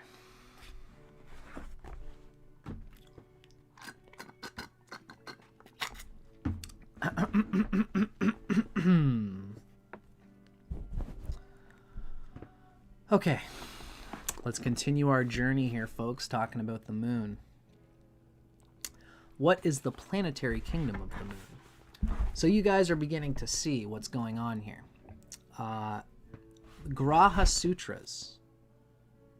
This is how Vedic astrology has always taught about the planets. Is that it's like there are these layers and unfoldments of the divine into the individuated human experience. And these rishis, in order to convey the nature of each of the planets, they don't actually do what we're doing in this video. What they do, like what I'm doing, is taking a little slice from each sutra that relates specifically to the planet in question. We've been talking all about the moon here, but how it's typically done is not like this. This is just, I just like to learn this way better, to learn the character of each planet individually. But how Parashara teaches is that he gives these sutras, and each sutra unfolds the nature of the planets in the numerological way. For example, right now we're talking about the planetary kingdom. Parashara says, the sun and moon are the sovereigns, the king and the queen. The overseer is Mars, the general. Mercury is the prince, the young sovereign. The counselors are Jupiter and Venus. The menial or slave is Saturn, and the army is Rahu and Ketu. In this succession, O wise, the sun, etc. should be reflected on. So this is how Parashara gives it. Each one of these layers is going deeper and deeper into the nature and character of all these planets. Cheers, Stephen. Have a great week, and thanks for hanging out with us, buddy. So each of the planets, each of the grahas, are looked upon as forming a kingdom, with each graha, let me rephrase that. The total grahas, all the planets together, are forming a kingdom, and each graha plays an integral role in this kingdom. The grahas also play these very same roles in the kingdom of the self. So the sun and moon are considered to be the sovereigns, the king and queen. So the sun and moon are the two sovereigns. The sun is the king. Daniel, God bless you. Hopefully that's not coming through too loud on my microphone. I can't really tell because I can't really hear it. But I also don't want to bum my dad out because it's good for him to be playing music. So I'm going to roll with it here. Let me know if you guys are completely getting drowned out by the sound of that. But I got a feeling it's okay. It is what it is. The sun and the moon are the two sovereigns. The sun is the king, and the moon is the queen. In a democratic society, the sun is the president or the elected official in charge, and the moon is the gentle face of the presidency. Normally, it's the first lady. It's the personality and character of the presidency. Thank you, Toxica. So, in the kingdom of the self, the sun and moon are also the rulers, the sovereigns. The sun is the soul, and the moon is the individuality. The sun gives the self the intelligence and confidence with which to act, the strength of the king. If the sun is well situated, the individual is confident, acts intelligently, steadfast, and reliable. If the sun is afflicted, then the individual is insecure, inconstant, and acts out of fears, compulsions, and peer pressure. It's the peer pressure. It's like a nation that is just getting pushed around by the other nations around it. In short, they are not acting due to their intelligence. They might know what to do, but they're getting pushed around and can't act to the fullest on their intelligence of what's best for their own kingdom. It's an afflicted sun. Now, the moon provides social confidence and the ability to interact. It's the strengths of the queen is to have diplomacy and suave and social confidence. Just as a nation, with being around a bunch of other nations, if the king can't hold itself, then at least the queen can be savvy and develop relations around it that will still garner support, that will ultimately be in the interest of the kingdom. If the moon is well situated, the individual is secure in relating to others. They're sensitive to others, and they enjoy interacting with their fellow man. If the moon is afflicted, then the individual is uncomfortable in relating to others. They're insensitive, and they shun relating to their fellow man. That's what happens when we're lacking the moon quality inside of us. We lose that queenship. We have a hard time relating to those around us and getting the most and the resources out of those around us. Thank you, VD. I'm glad to hear that the music's not too loud. Thank you, Mimi. Genius POV. Nice to see you, pal. Thanks for hanging out with us. Good, sweet. My dad's making a nice little background music for us. Thank you, guys. I appreciate you letting me know.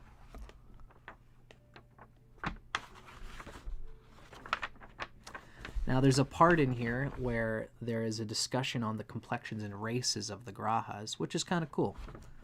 You know, it's said that to give short thrift on it, the sun is the reddish brown-skinned people, which some say is the Indian continent, although Victor Kara has said that the sun people are the people of the sun in South America, which is interesting.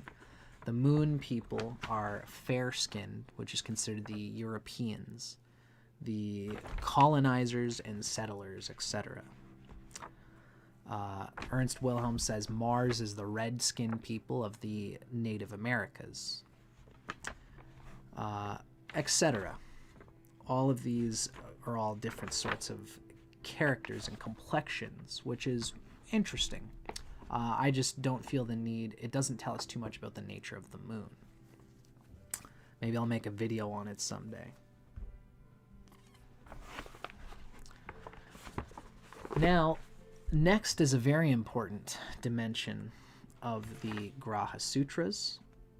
And the moon in particular has a long one because there's two deities associated with the moon.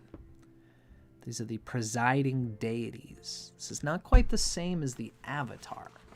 An avatar is a story of somebody that lived on Earth who embodied the quality of the Graha. In this case, Krishna is the avatar of the moon. And Krishna is actually a deity and an avatar wrapped into one, in a way. But Krishna is considered to be an eternally living avatar, in a way. Krishna is very special in that way. But the deity is a significant eternal living spirit inside the Graha, inside the planet. The Grahas are considered to be under the operational power of several deities. And often more than one deity operates through each of the Grahas. So thus there are seeming contradictions between different texts about which rules what. It's not that these texts contradict each other, rather on different levels of existence and activity, there are different deities. That's how Ernst describes it.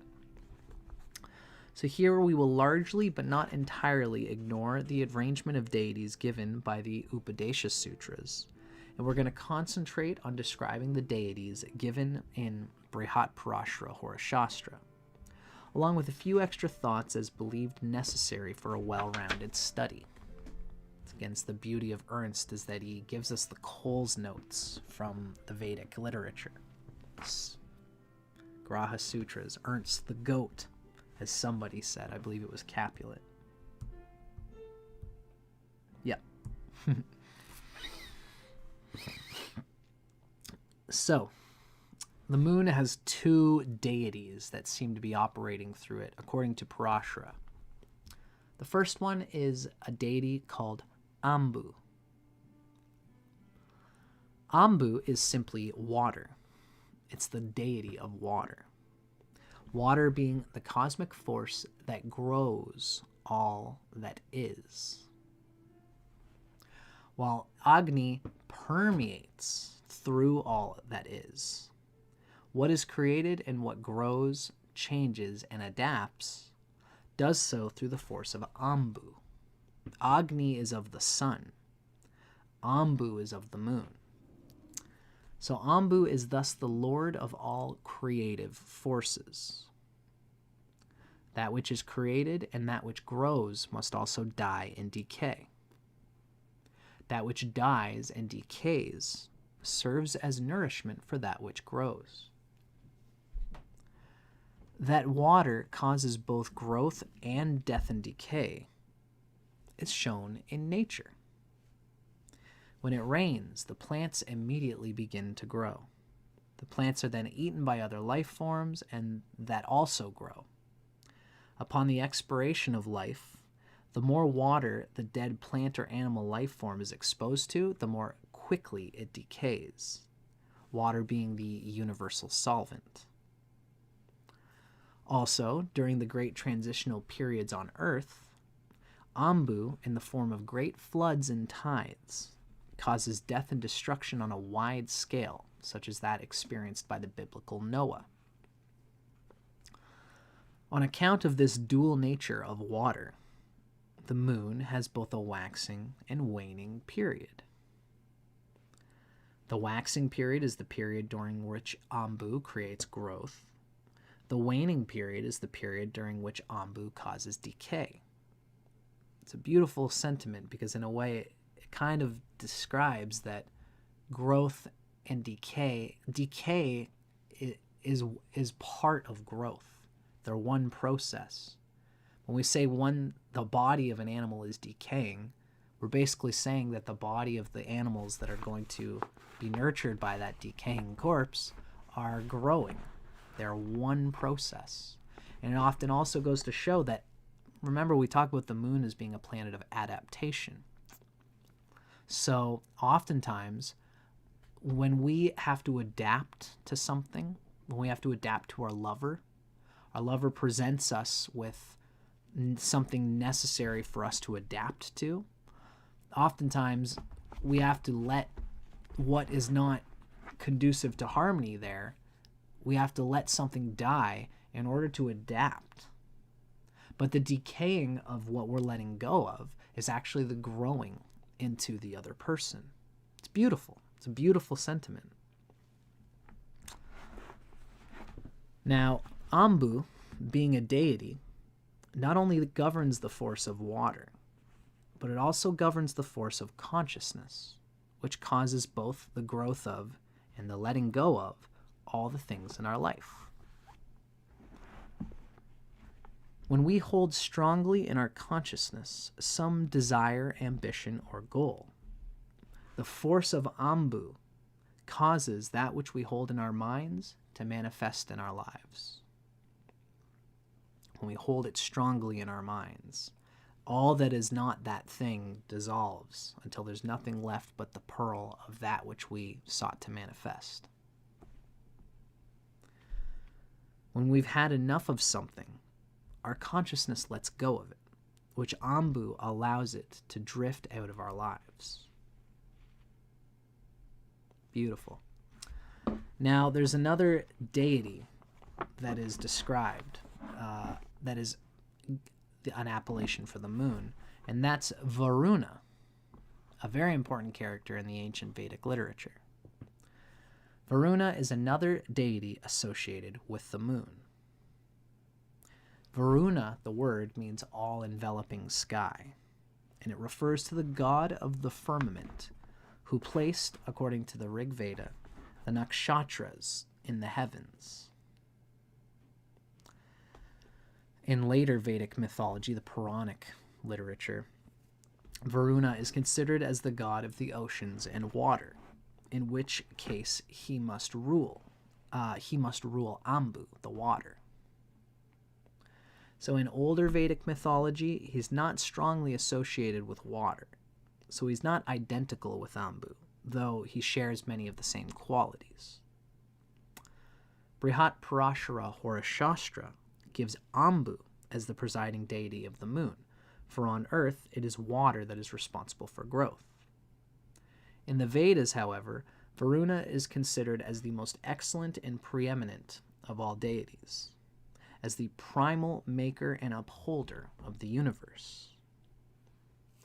Varuna can be looked upon as the greater force of consciousness that grows and creates the universe, while Ambu may be considered as the very same force specifically on Earth. Both Varuna and Ambu, being forces that create and grow, reveal the importance of the moon-ruled mental attitude in creating our reality. Beautiful.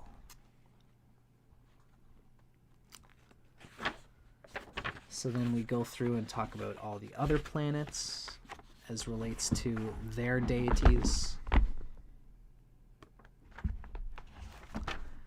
Now, it's important to consider that the 7 deities given in Graha Sutras are most responsible for establishing and maintaining creation.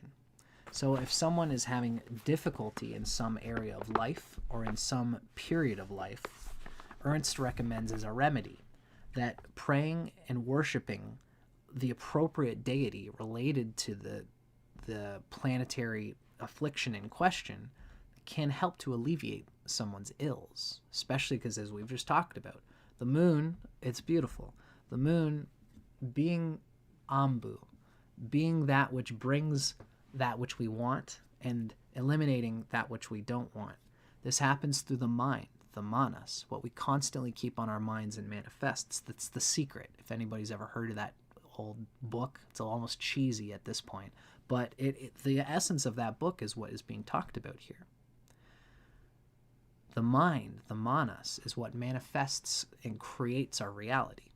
So, if you can discover and unlock the deity that rules a planet, you can uphold that deity in your mind, worshiping the essence of what that afflicted planet in your chart is trying to do, and uphold it in your mind, so that all that is not the energy that you seek will be washed away by Ambu, and the growth of that deity will come through your mind and become present in your life experience.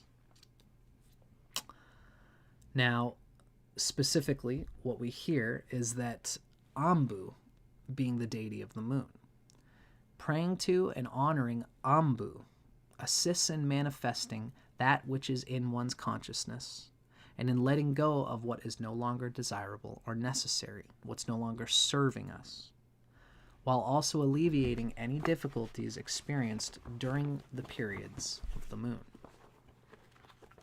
So that's what Ambu, praying to Ambu, can do for us.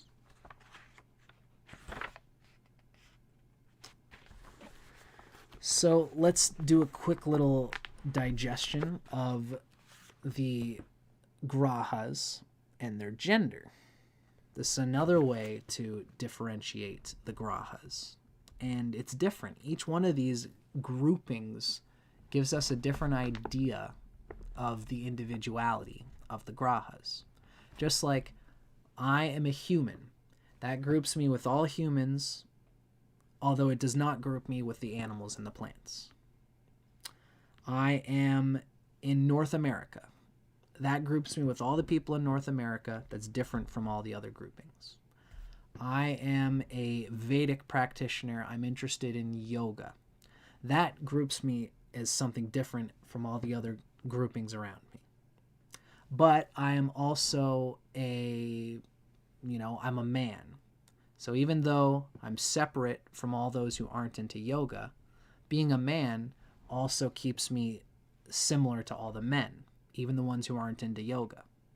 All these different differentiations say something different about me, and you get closer and closer to my individual essence. This is how Vedic astrology teaches the grahas. So the moon now, we're going to see its gender and how it shares its gender reality with other planets. So Parashara tells us, eunuch, if you've ever heard that word, eunuch, E-U-N-U-C-H, that means like neuter, like no gender. So the eunuch planets are Mercury and Saturn. They're neutral. Young women are the moon and Venus. And men are to be known the remaining planets, Sun, Mars, and Jupiter. The grahas are all technically male deities, and so are referred to as male throughout this text. That's because the signs are considered the tissue body, the tissue mother, whereas the planets are the masculine seed father of the planetary pantheon. So that's why all the planets, the grahas, are considered active aspects of Vishnu's consciousness. They each behave, however, in a more masculine, feminine, or neuter manner. So similarly, each of these grahas produce male, female, or neuter creations. So while all being male deities, the grahas are responsible for differentiating the qualities of gender. So the moon and Venus are considered feminine. Let's dig into the feminine grahas. Feminine grahas are receptive, discriminative, and emotional. They feel loved, happy, and worthwhile when they have their feelings respected and when they are appreciated for who they are. Not necessarily what they do, but for who they are. The feminine grahas find gratification in being available for good purpose and in taking care of and improving themselves so as to become more self-fulfilled and available for greater purposes. When the feminine grahas feel fulfilled and happy, they live productively and become of benefit to all around them. Feminine grahas do things when they feel like it, and they never do things when they don't feel like it. Their feelings are a guidance system that helps them choose that which they should be doing. It's their feelings, not their ideas, not their dharma, but their feelings are a guidance system that help them choose what they should be doing at any one time. The sun and the masculine grahas represent the goal. The feminine grahas are the path there, in my own words. So, the moon is the most feminine of all grahas. Though it's a male divinity like all the grahas, Chandra is 100% feminine in character, which is shown by him ruling only one Rashi, which is Cancer, which is a female Rashi. It's a female sign. The Rashis are the signs. You'll notice that Venus rules two signs, rules the feminine sign Taurus, because the water and earth signs are considered feminine signs, and the air and fire signs are considered masculine signs. They're odd-numbered. Venus rules feminine, earthy Taurus, but also masculine Libra. So Venus actually has half of its manifestation is as a male expression. Only the moon rules one female sign. Only the moon rules Cancer, and that's the only thing that it rules. So the moon is the most receptive of the grahas and has a strong need to bond. The moon discriminates through feeling. What feels good is accepted, and what feels bad is refrained from. The discrimination of the moon is perfect.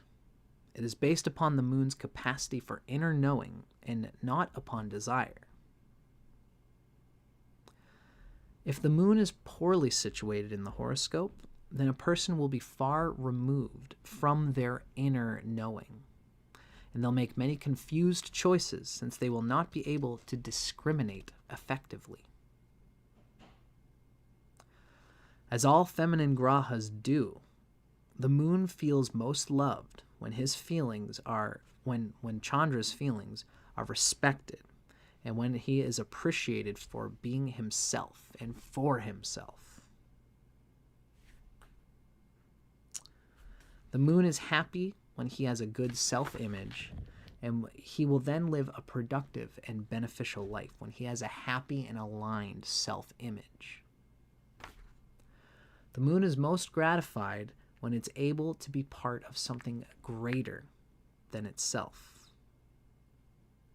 The moon is most unhappy if it becomes a burden or a source of pain to others.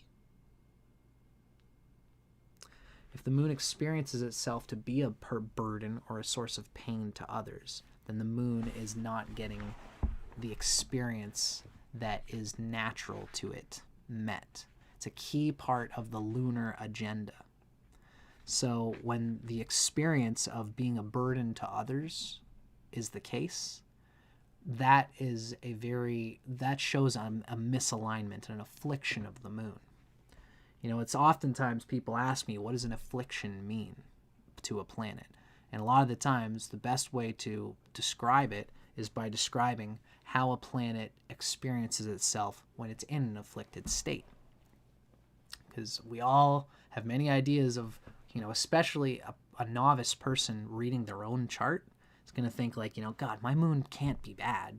I wonder if my moon's afflicted. It's you know, it's conjunct Saturn, but it's delighted by this planet and it's waxing. So like, how do I know if it's afflicted? Usually we all have a little bit of affliction going in there. And this is what an affliction in the moon would manifest as. It's feeling like we're a burden to our partners and to our loved ones. We all got to carry around Joe. You know, Joe can be a bit much, you know, I'm sorry about that.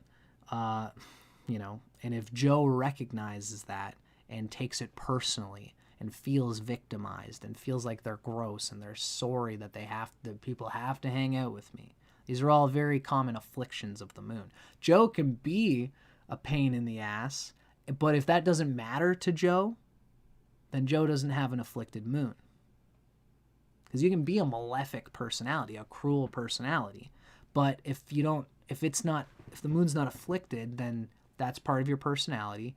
And Joe can be a pain in the ass, but he does us good, and that's why we keep him around, and we talk good about him. And that's not out of alignment with the self-image of a person who might have some of that malefic character.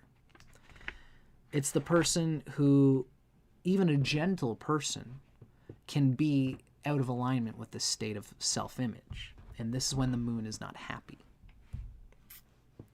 Right?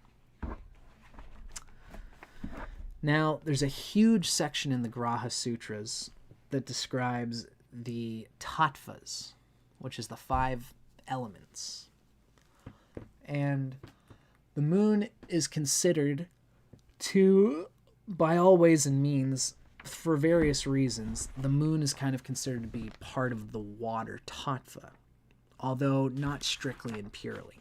Venus is truly the arbiter of the water tattva. it's really not even considered quite the correct thing to say that the moon is the water tattva. But rather, the reason this is kind of given is because each one of the 5 tattvas, and even, this is a whole ass section of this book that's at some point, I'd even like to go through. Although I got to learn about it and I got to read about it.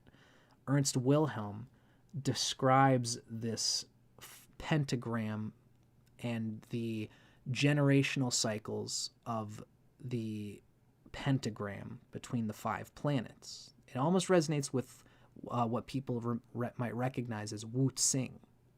It's the 5 elements of Chinese astrology, although these are different. Ernst Wilhelm even references this. But the nature of this is a whole ass astrology unto itself. And it resonates at some level with Shadbala. For example, if you were to look at my chart, I would have to pick up Kala. That's okay. When you go into my chart and you go into the section on Shadbala, if you look towards Saturn's Shadbala, remember I always describe Shadbala as like the total strength of a planet.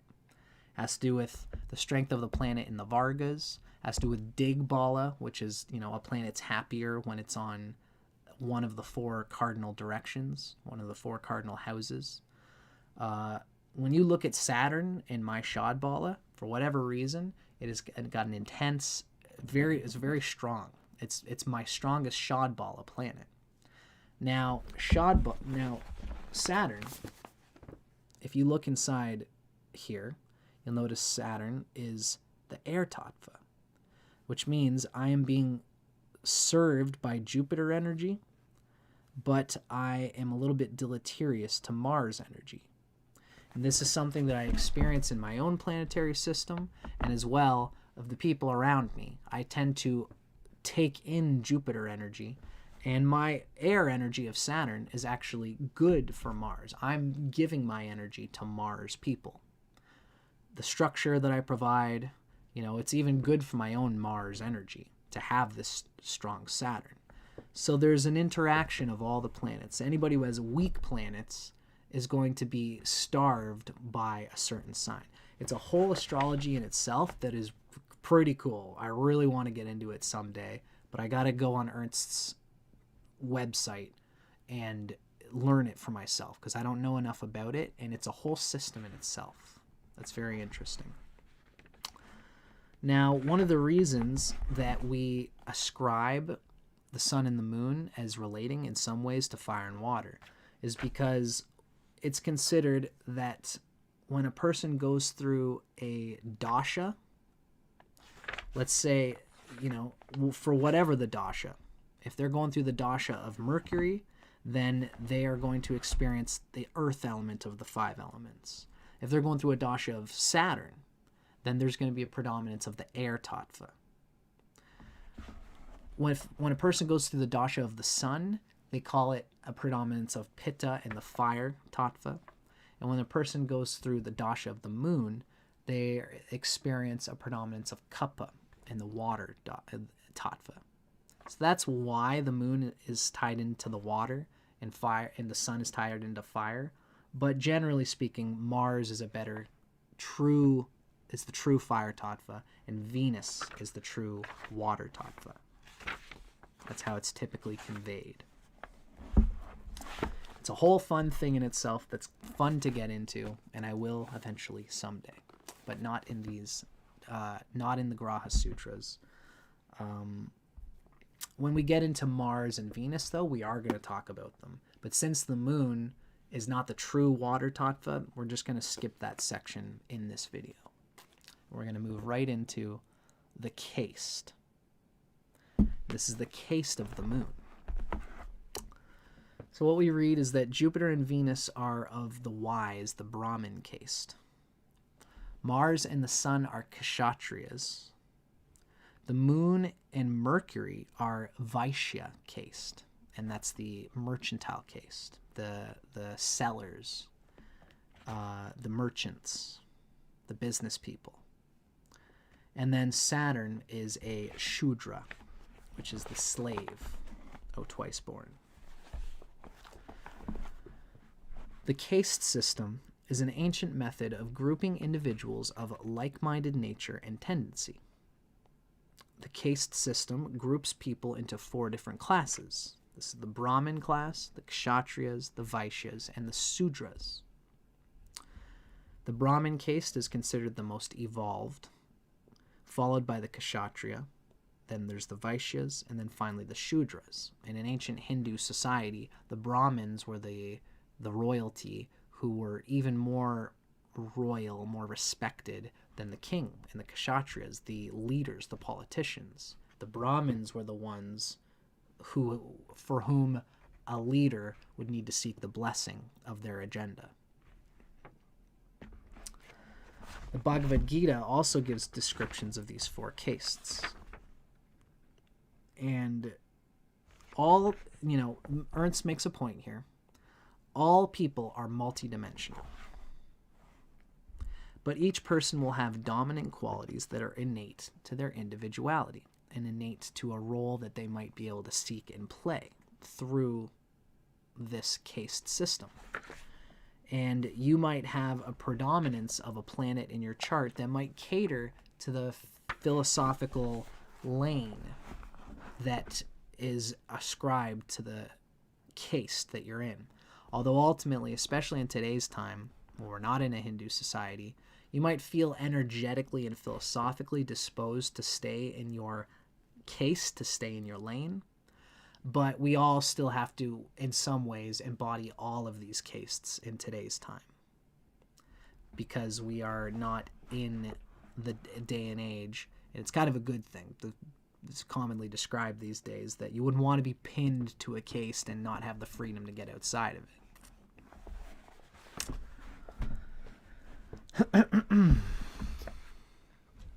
That's how it is described. Some people say that the Hindu caste is good for some reasons and bad because it reduces your freedom. Some people say that too much freedom gives us a lack of infrastructure, of implied infrastructure in society in North America these days. The freedom to choose many types of shoes when you go out gives you the responsibility to pick amongst amongst the many shoes. If you were just given your pair of shoes, then you don't have to think about it. In my opinion, it's a good thing that we have the freedom to think about it. But I digress. So the moon and Mercury are considered Vaishyas.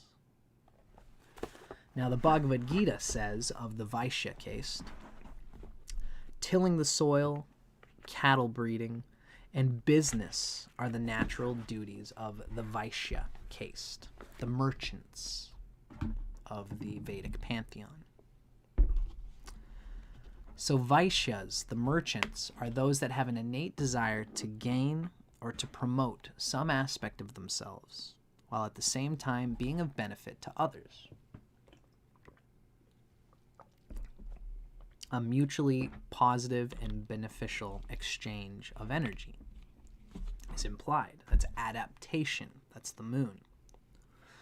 So due to this, the merchant class, Vaishyas, take pride in their work or skills, and thus they do the very best that their ability allows. The Vaishya caste's primary goal is artha, which translates roughly as gain, but also includes fulfilling one's responsibility towards one's fellow man. Artha is actually what's considered to be the earth houses. The 2nd house, the 6th house, and the 9th house.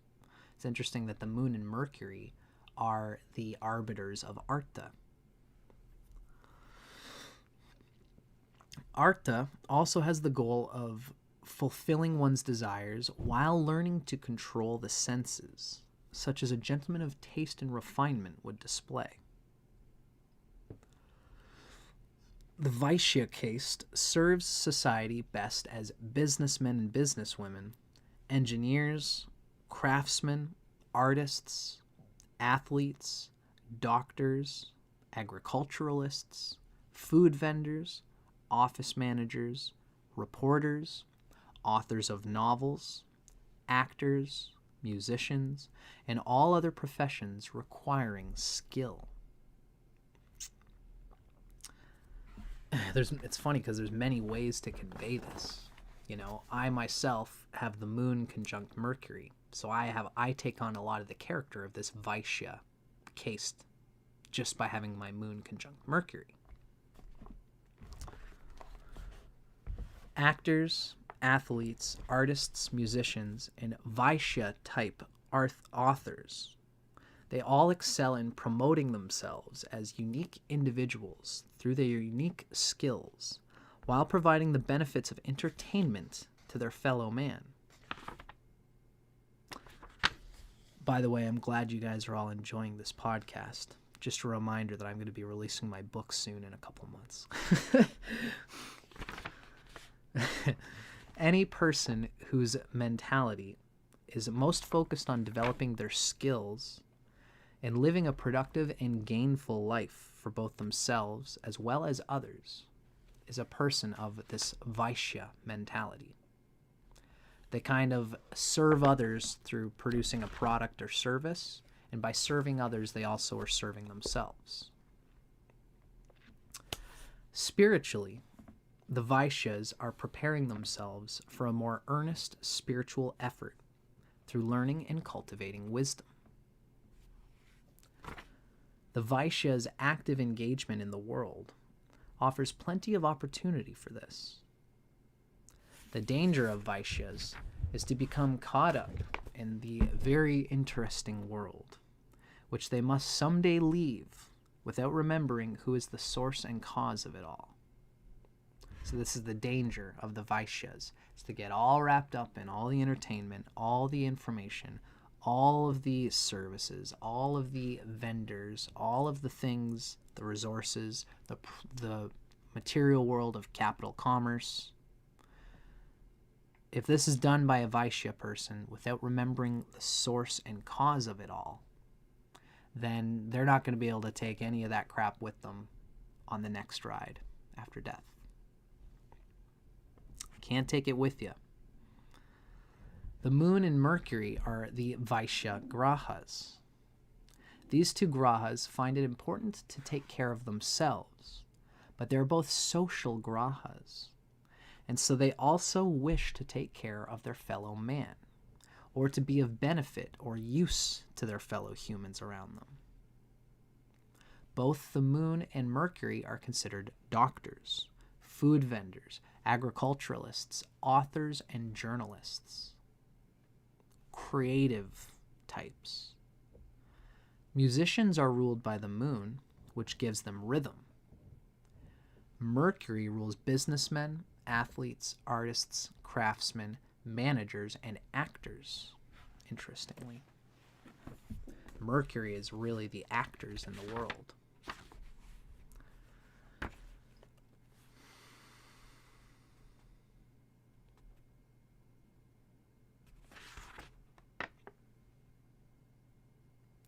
Yeah, so there's a little bit of extra words given about what I've already mentioned, which is that the caste society is a good and a bad thing. And Ernst actually describes it as, he gives a lot of interesting little tidbits of considering that the caste system, if it was in place, it could be regarded as a benevolent thing. And it's very interesting to think about.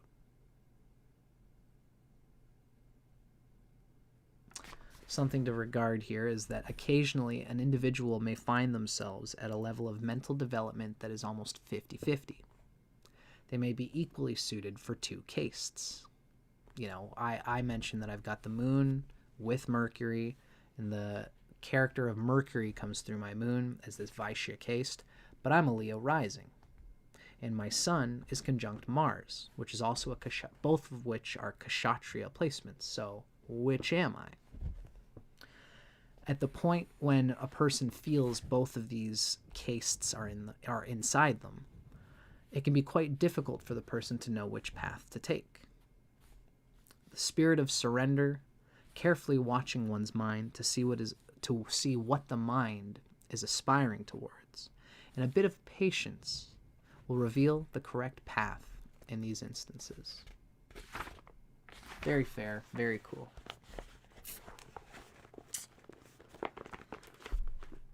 Very beautiful. Now, the next discussion is an important one.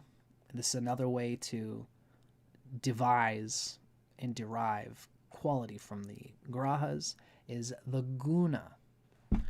The famous guna qualities that is famous especially to the Bhagavad Gita, where we read a lot about the nature of the guna. The gunas are the three tripartite aspects of nature. And the guna is the activating quality that spurs one towards activity. And there are three of them. There's sattva, rajas, and tamas. Tamas is kind of the inertia, resistance. Rajas is impassioned. And sattvic is luminous, where we're not doing something because we're tired of everything else. We're not doing something because we're excited for the thing, because both of those are the pendulum of the... Oh, come on. I'm not going to think of it. In Patanjali's Yoga Sutras, the gunas are very important. And in Patanjali's klesha, ooh, yeah.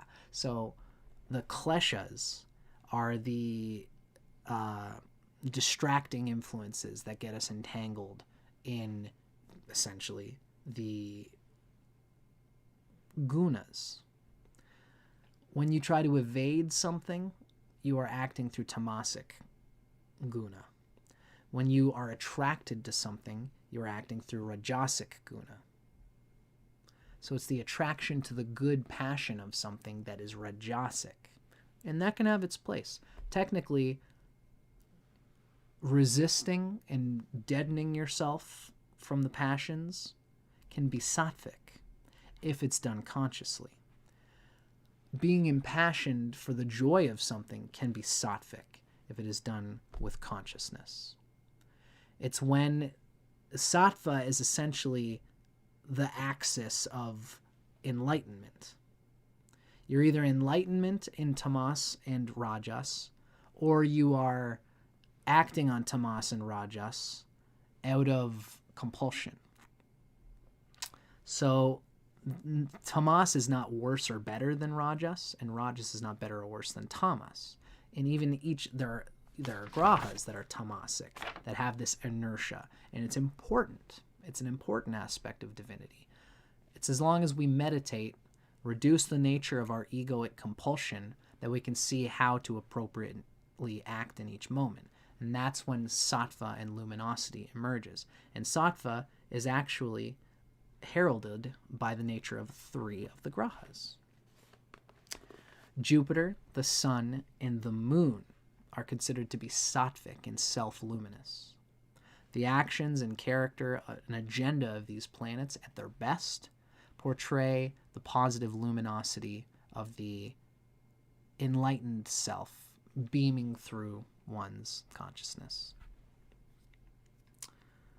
Then Mercury and Venus are considered rajasic, and Saturn and Mars are considered tamasic. So let's get into the nature of sattva, which relates to the moon.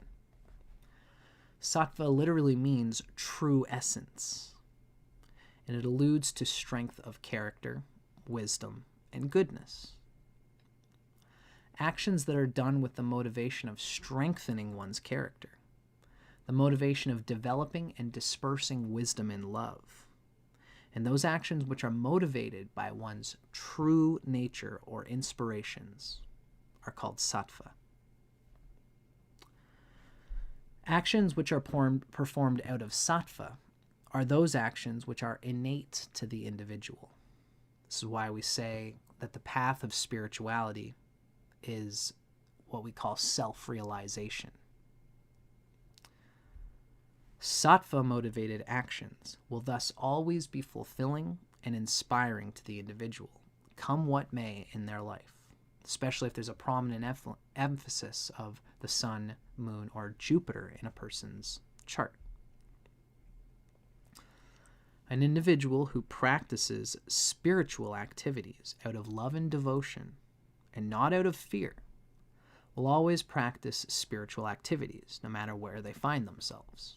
If they do it out of a sense of love and devotion, then they'll always do it. Whether they're good, if they're in a bad situation, they'll practice spiritual activities for sattvic reasons. If it's for sattvic reasons, they'll do it when times are bad. They'll do it when times are good too. If somebody does spiritual activities for a tamasic reason, which is important, again, that's Saturn and Mars. They're the goalies, making sure the pucks don't get in the net. They're the tamasic grahas.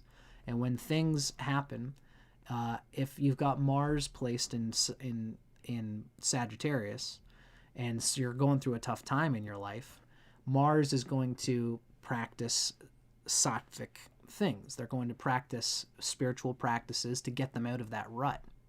But that's Mars doing it as a tamasic motivation. And once they're out of that rut, then they don't need to practice that spirit. They don't feel the need to keep doing the spiritual practice.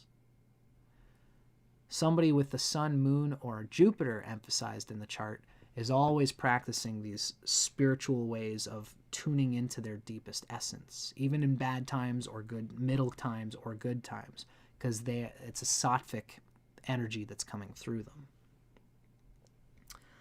An individual who takes up a study on account of inspiration and not out of attempting to prove themselves will always enjoy and find meaning in the study. That's a sattvic reason to study. They're doing it on account of inspiration, not for rajasic reasons. That's what they're saying here. Rajasic is, I want to prove myself. I want to show everybody that I'm really excited, that I can do this thing, and I want to be known as this great yogi, as this great meditator, or as this great studier. Even like athletes, like people who are into Venus and Mercury reasons for doing things, that's rajasic reasons. They do it because they are passionate about being that person,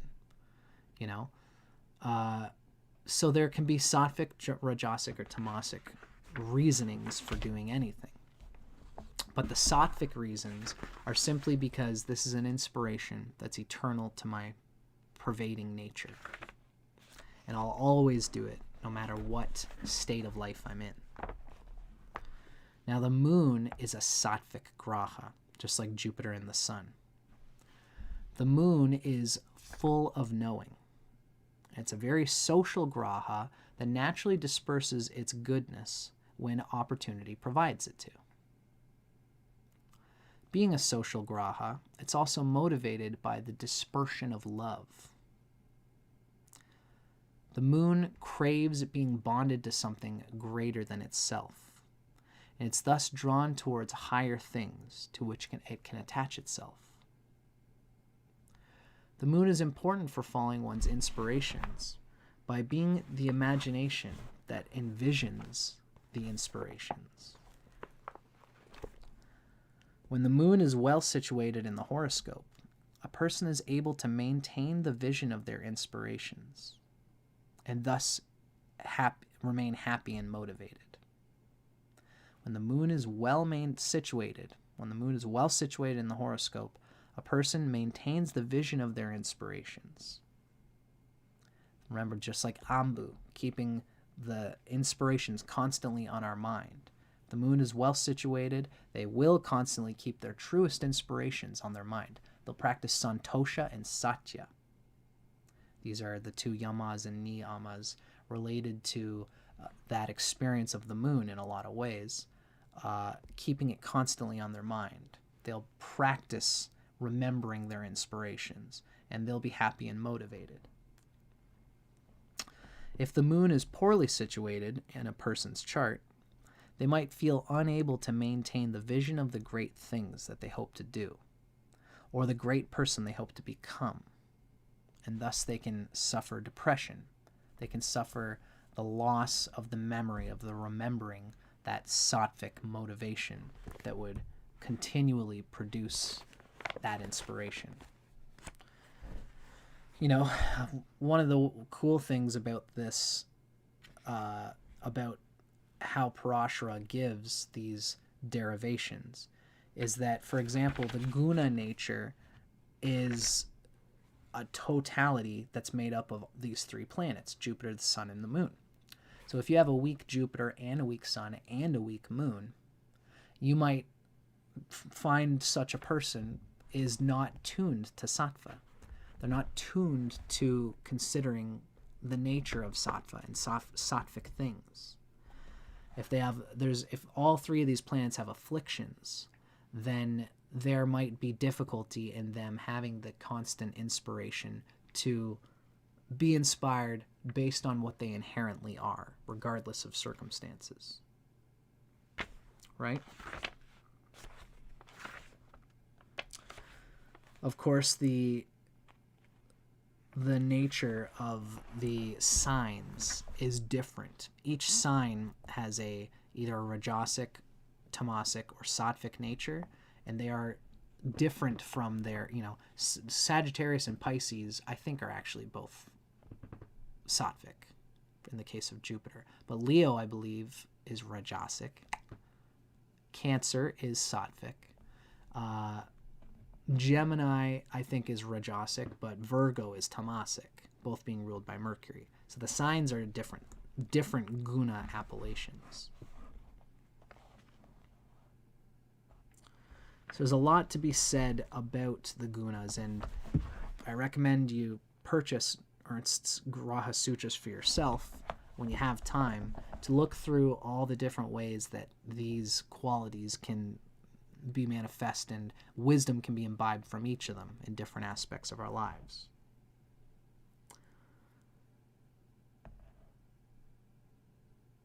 The key to being spiritually realized and being free from the gunas is to become free from rajas, free from the mentality that one is the doer, upon which an individual becomes detached and a man of non-action, wu wei, doing, not doing, though many great and small things may happen in their lives. But this is, of course, not easy. Now, there's a little note here given to the importance of the sattva grahas. There are more sattva grahas than there are either rajas grahas or tamas grahas. There's 2 rajasic, Venus and Mercury, and there's 2 tamasic, Saturn and Mars, but there's 3 sattvic grahas. This is because the natural state of man is that of sattva, of luminosity, of inspiration and intelligence. The natural state of man is to be an inspired source of love and knowledge. In practice, we might find that this is rarely so, but the reason is not because of the corruption of sattva. The 3 sattva grahas, Sun, Moon, and Jupiter, all represent important parts of the self. The Sun is self-esteem, the Moon is self-image, and Jupiter is self-knowledge. The Sun gives, through self-esteem, gives strength for noble actions. Self-image through the Moon gives the ability to see the true image of oneself in the context of all things. The Moon is clarity in that sense.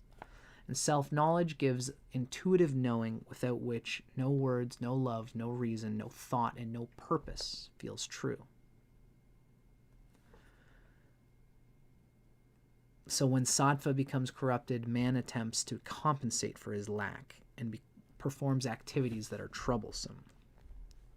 Now, in the case of the Moon, if the Moon is poorly situated in the chart, sattva becomes corrupted, and a person has a poor self-image that causes them to see themselves in a worse light than they actually are. Seeing themselves in a poor light, the need to prove oneself arises, and one becomes unhappily attached to their actions. Thus, life is motivated by rajas and not by tamas. So that's an imbalance of the yin and the yang. The imbalance goes towards the rajas, the excitement of rajas. Says, I need to prove myself. I can't tamasically accept what I am. I can't accept that I have love with my partner. You know, this is what I often say. The moon, when it's debilitated or when it is I'm just realizing I've missed some comments and now I see them. Hi guys. Hi Sandra. Hi H. The moon lacking its sattvic quality when the moon is debilitated in Scorpio is a great example where we see the person feels the need to compensate. I'm going to secure my love with my partner by Mars, by Scorpio, by action, by proving myself. I'm going to get a big job with a big paycheck, and you know, your partner you might never see your Scorpio moon partner at home because they're busy out gaining love tokens for you. They're getting a big paycheck. They're bringing home the bacon. They're bringing home the steak. And when they come home, because they haven't seen you all week, it's the weekend, and now Scorpio moon's a big lover. Oh, they're sexy and they've got lots of love to show you because they're rajasically looking to prove to you that or rather to prove to themselves that they're secure and that you feel secure with them.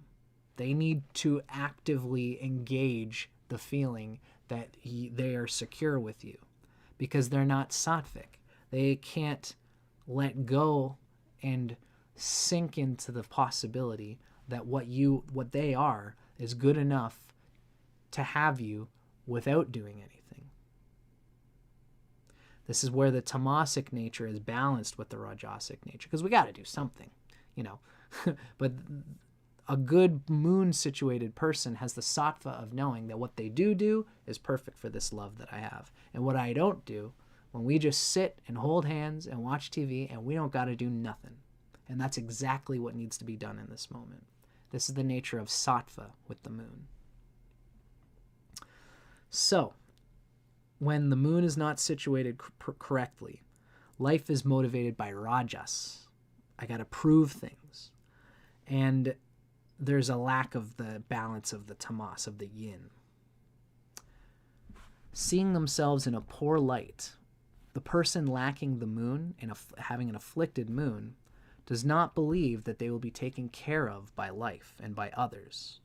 And so they worry and anxiety arises until life becomes one long battle to avoid trouble and difficulties that are more in the mind than in the environment. So in this moment, life also can fluctuate to be motivated by tamas and not sattva. There's really a mutual fluctuation there, I should say. I should have read this before. That's okay. There will be times when there's a need to prove oneself, and then there's also a time of feeling anxiety that I'm not doing enough. This is the afflicted moon.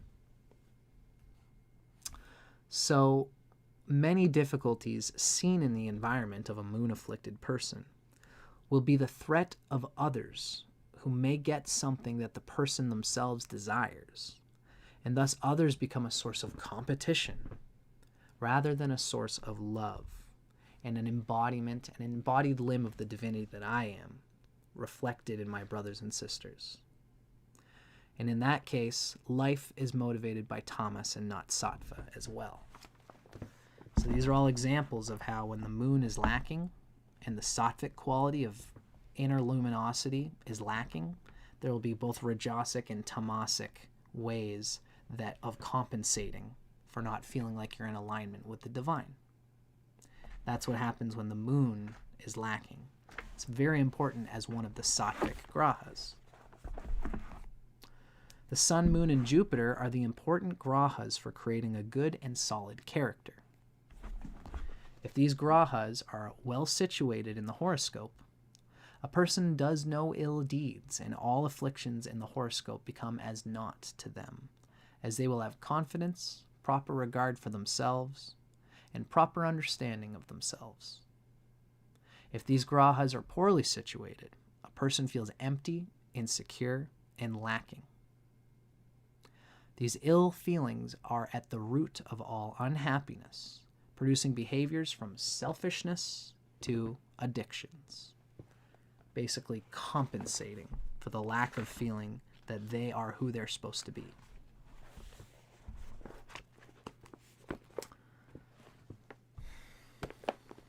What a lovely comment from Sandra Wells. I'm glad that you're enjoying listening to me, Sandra. And I'm glad to have all you guys hanging out with me here as well.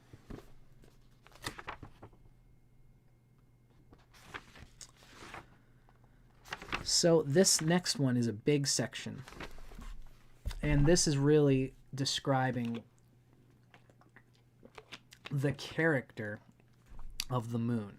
This next section is called the description of the Grahas.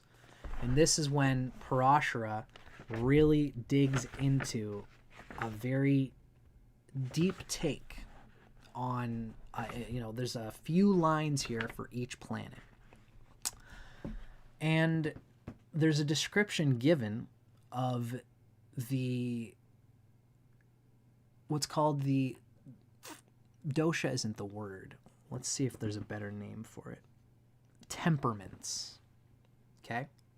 So there are 3 temperaments, and it is said that these relate almost in some ways to the gunas in a way. But the 3 temperaments are the people might recognize these from the Vedic dietary practice of Ayurveda. And this is a whole ass thing. In ancient Jyotish, traditional Jyotish, there was a way of trying to configure a person's dosha, their Ayurvedic dosha, through the planetary configurations. This was done through something called the Panchanga, and the quality and nature of a person's experienced doshas is something that actually changes throughout their lives, but there is an inherent one.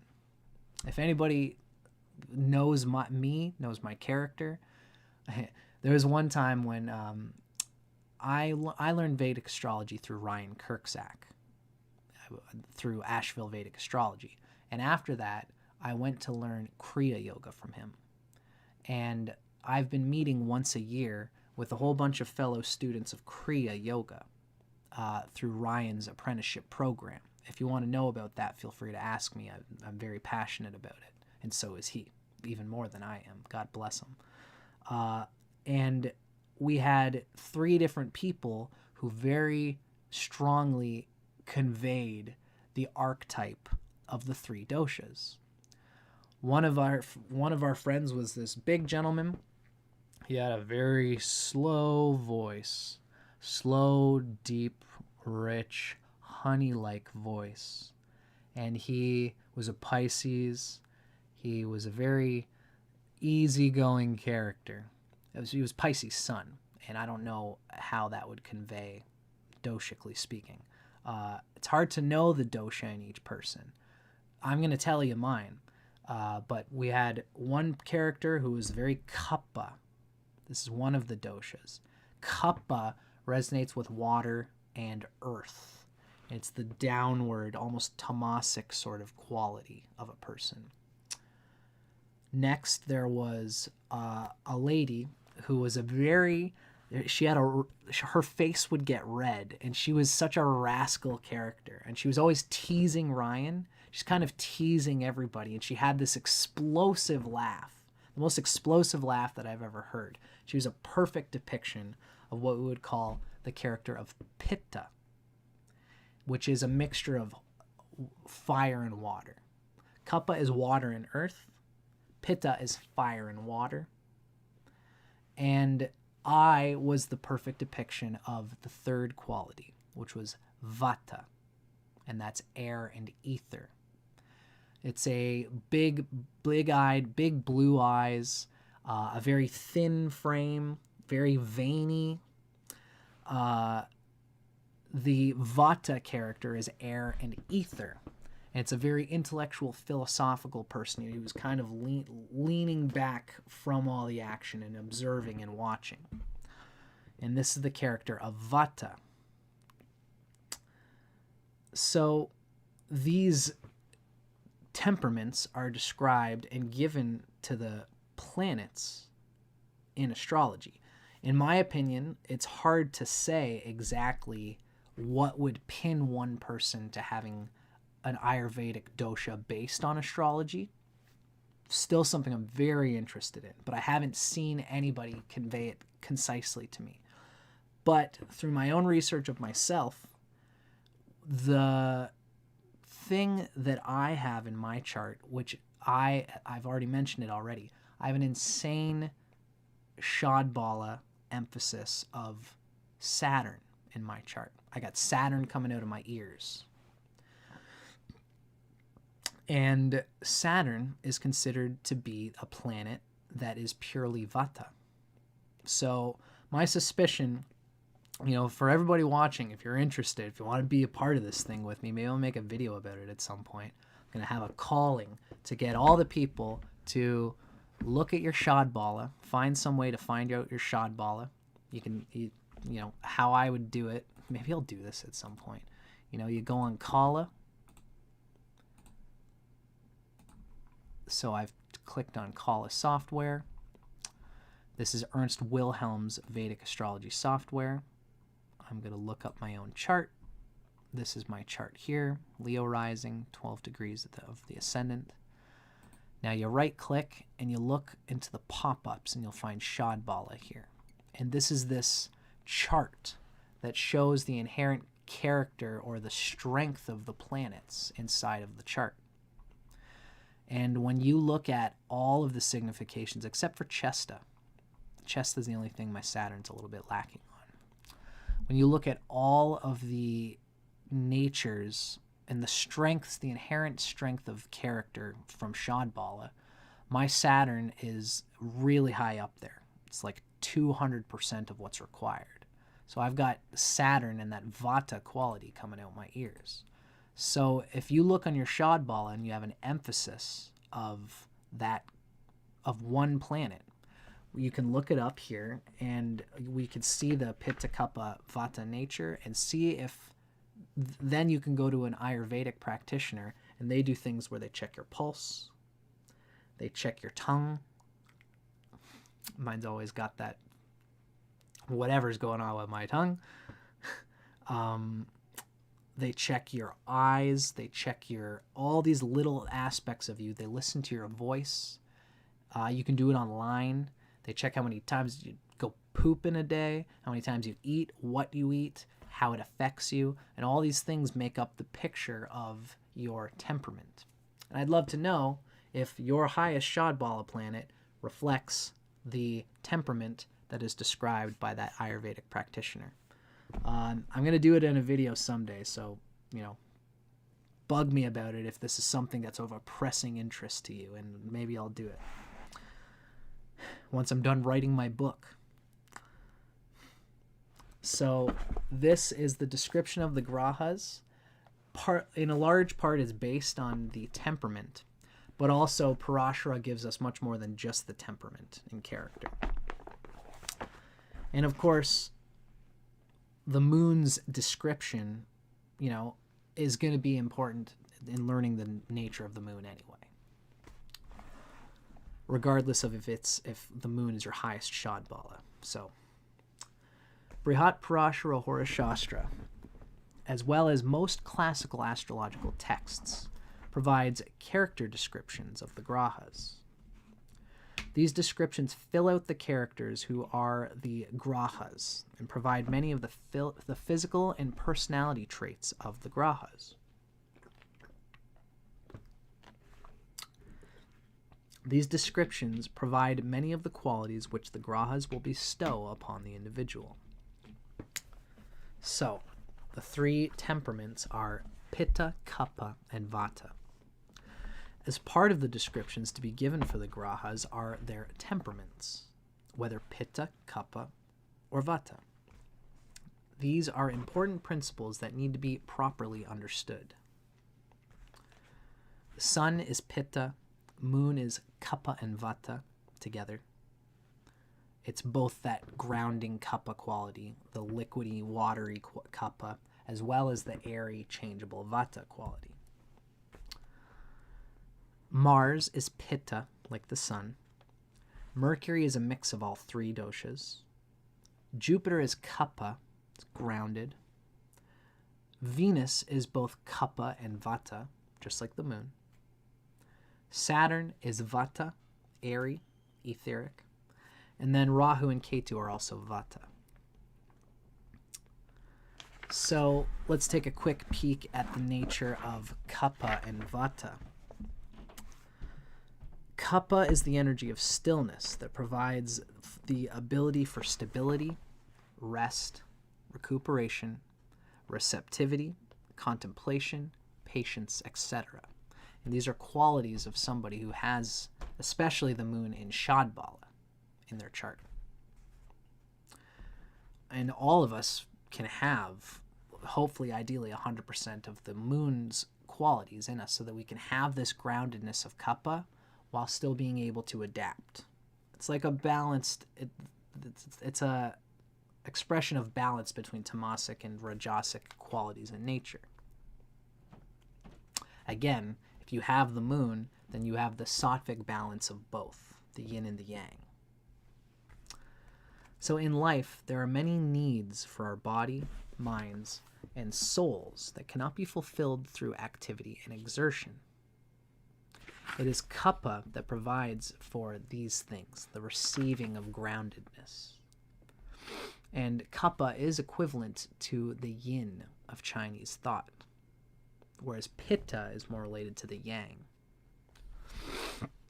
Now, vata is the energy of movement that provides for change.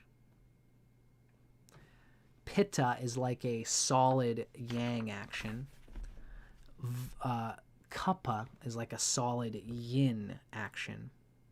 And vata is change. I just want to make sure that my computers didn't just pop out on me there. Good. After activity comes rest. And then after resting, one must act in order to provide for one's needs. It is vata that allows for this harmonious interplay of pitta and kapha. Life is full of change. Indeed, change is what makes life. Non-changeability is the property of the non-created.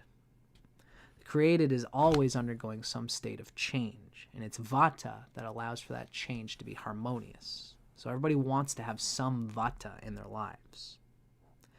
It allows us to change from one job to another, to suffer the change of a broken relationship, to relocate and do all of these things and more harmoniously. So if vata is deranged, a person has fears, worries, and other turbid emotions when the natural process of change comes into their lives. So that's vata. It's this changeable quality.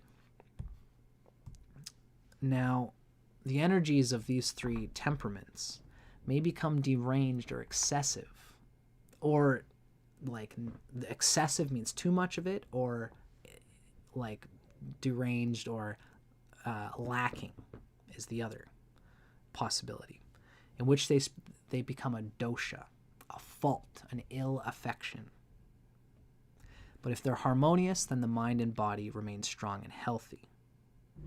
Without this harmony, the body and mind suffer illness and disease. The balance of the tri-doshas are necessary to life and healthy living, and only when they become deranged are they harmful. So this is very important. I'm really big into Ayurveda. That's why I'm so excited about this particular section. And everybody should get a sense of it just so that they can see where they're at with this whole thing inside their bodies and minds. Because the lack of awareness of Ayurveda brings illness and disease in the mind and body. It's, there's several medicine consciousnesses that are pervaded in our world. There's German New Medicine, which is a whole thing. There's Chinese medicine with all its nadis and the 5 organs, which is its own whole thing. And there's Ayurveda with the 3 temperaments. And I think there's more as well. There's Western medicine, let's call that one. All of these need to be interplayed in the pocket of a truly all-knowing medicine person, in my opinion. And I think this is where medicine is going in the future. Somebody who has alternate medicines that we've described as well as Western medicine can make a truly great doctor, in my opinion. Now let's look at the descriptions of the Grahas attributed to the moon, to Chandra. Parashara tells us in the nature and form of the Grahas, Sutra 24,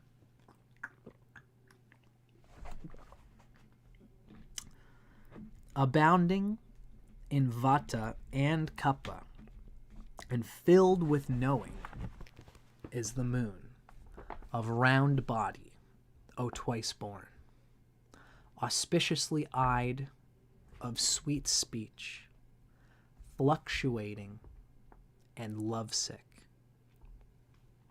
This is how the moon is described, and Ernst gives us a little tidbit about each one of these described qualities. The moon is said to be round, and it is the moon that is responsible for the hormones that create the feminine form of women. The round nature makes the moon mentally and emotionally capable of quickly changing direction as the circumstances in life require. It's like a ball that can roll around and change its direction on a flat surface. The moon has an agreeable and pleasant appearance, especially to the face, that brings peace and comfort to the viewer. Psychologically, the pleasant appearance of the moon indicates the ability of the moon to see the good in all and to be accepting of what is less than desirable. This is part of adapting, part of rolling with the character quality of another person in our lives who will never be perfect, just like we are never perfect. But, you don't want to lift that old phrase. You don't want to look a gift horse in the mouth.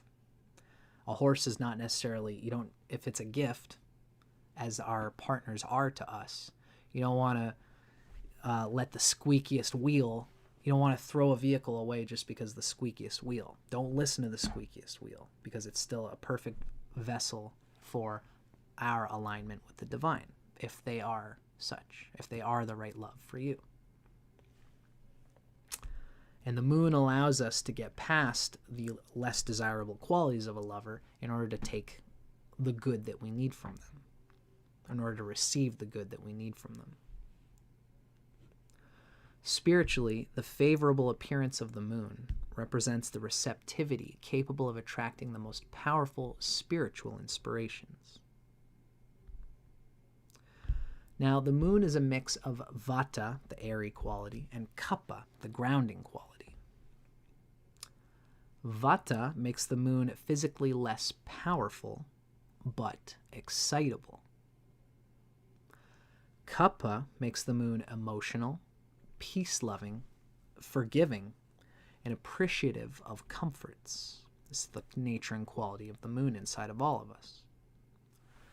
Kapha physically makes the moon softer and rounder, and vata makes the form slender. Spiritually, kapha promotes a devotional nature in the moon, while the vata moves the moon towards its spiritual devotions. If the moon is spiritually sick or afflicted, vata will cause endless worries and fears, and kapha will cause deep depressions. The moon can be seen to fluctuate from day to day as it goes through its cycle of waxing and waning. Physically, the fluctuations of the moon can be seen in women's bodies. While the moon strongly influences, Physically, the fluctuations of the moon can be seen in women's bodies, which the moon strongly influences, as the weight of women's bodies often fluctuates throughout the month, which is natural. Psychologically, fluctuations are seen in the emotional changes that are dependent upon the stimulus from others.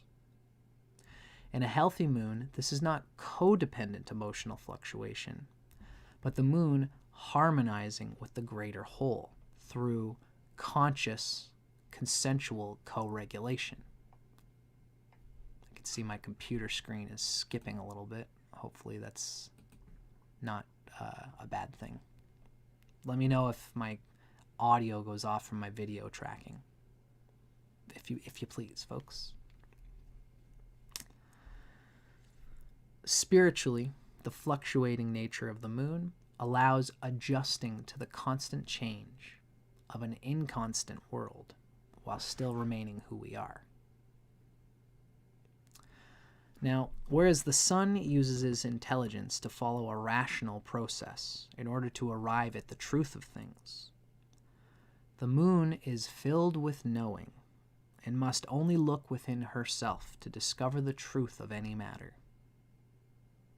That is why the sun, the king, should always listen to the advice requested from the moon, his queen, else he will certainly have regret.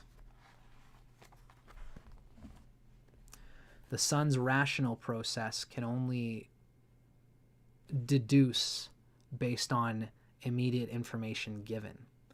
The woman, the goddess in all our lives, the feminine, sees the whole and will speak to the man about the whole that he is rationally deduced to a finite atom. And oftentimes men will find themselves digging themselves into a hole that only a woman can show them, that while their rational deduction process would logically lead them into this place, and now they're stuck, the woman can coerce them to see beyond the rational deduction process into the greater whole that means something to the king and not just to the immediate moment of rational decision making. Love me that goddess. The moon not only has a sweet-sounding voice, but also desires to say sweet words, for words are seen as things to help people feel good first and provide facts secondly.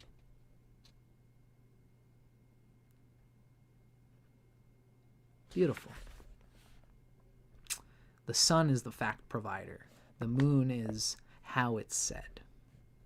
And sometimes you attract more flies with honey than you do with vinegar, if you know what I'm saying.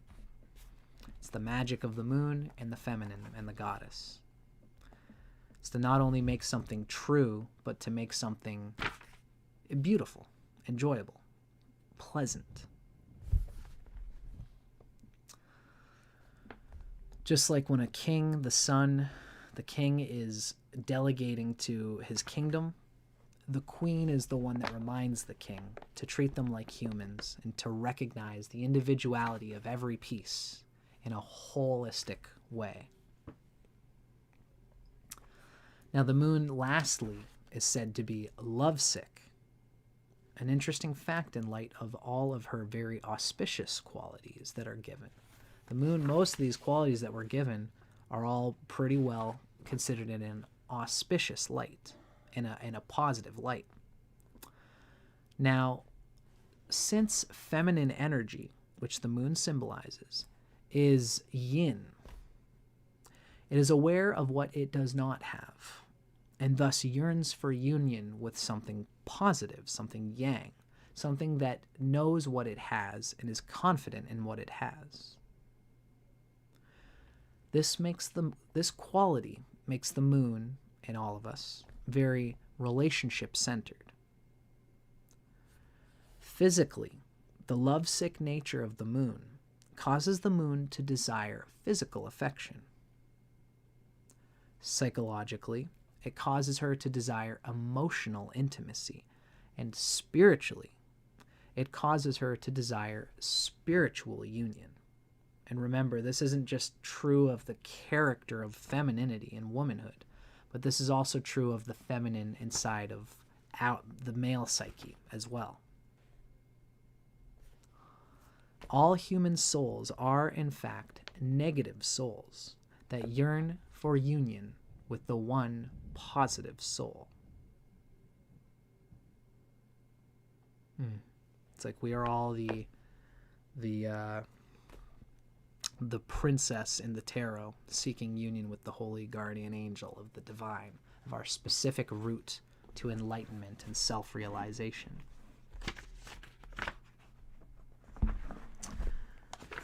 Wonderful. This has been a wonderful and fun podcast. Now, there's the Sapta Dhatus, which are the 7 constituents of the body, of which all the different bodily organs are composed. This is theosophically interesting, but it's not as necessarily as relevant to the psychological depictions that this podcast is kind of intended for, as relates to astrology. But, you know, the sun is Ashti, which is bones, and the moon is Rakta, which is blood.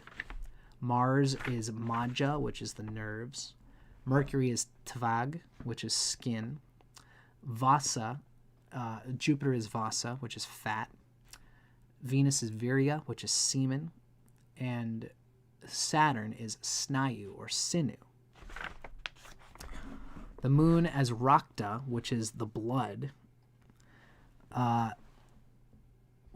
Yeah, what the heck? You know, water is nothing but the predominant molecule in the body, H2O. It's mostly, the moon rules the body's water, which is largely contained as blood. H2O, water, is what flows through the body, and blood is that aspect of this. So the moon actually rules the molecules of the body. And molecules are nothing but a combination of elements, a combination of that which the sun rules, the bones, Ashti. And thus the sun and moon are, as always, inseparable. Here we see the moon and the sun ruling the body, since the elements of the body, the physical elements of the bones, and the molecules, the movement around the body, are what together compose the body. The moon and the sun, again, seen as sovereigns. Now, there's lots of other great stuff in the Graha Sutras that I don't get into here. They all are descriptive, but in a lot of ways they're kind of going over similar things that we've already discussed, although it's right for every person dedicated to astrology, really, to get this book and to go through all these extra things. Another good one is rasa, which is the taste. The moon has a salty taste, and salt is most abundant in the moon-influenced oceans, and thus rules the salty taste. And the rasas, the tastes, do have to something to do with the emotions, which is interesting to read about. There are plants given in the Graha Sutras. The moon rules milky plants, those that are harvested for their sap. Rubber trees, maple trees when harvested for syrup, pines when harvested for their sap are examples of trees ruled by the moon. Each of the planets rules a type of garment and cloth. The moon likes durable, good cloth and good quality cloths. So the person with the moon qualities will be draped in good clothing, typically, as opposed to cheap ones.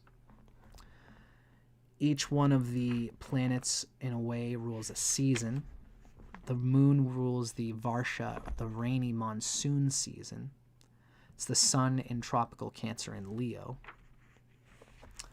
As well, there's the Dhatu, Mula, and Jiva kingdoms, which are all useful in their... This is something that's interesting. And each of the planets is going to cater to one of these. Ernst describes the nakshatras as well as the signs also catering to this nature. Rahu, Mars, Saturn, and the moon are known as Dhatu planets. And these are the mineral kingdom.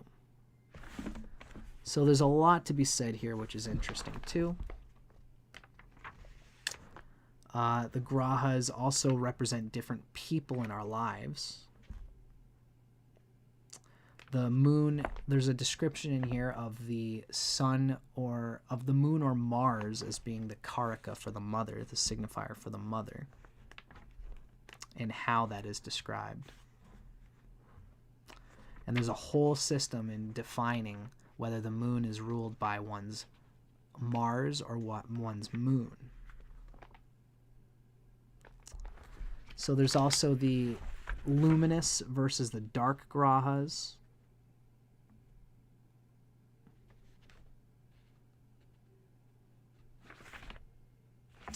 Yeah. The luminaries are the sun and the moon. And these are prakashaka, the luminous grahas. The sun represents the core self, the soul, and the moon represents the conscious self, and its well-being indicates the consciousness and attitude that we apply to ourselves. So in a way, again, this is an extension of some things that we've already read. There's also forms that the grahas take. The sun, a creeping form is the moon, Jupiter, and Venus.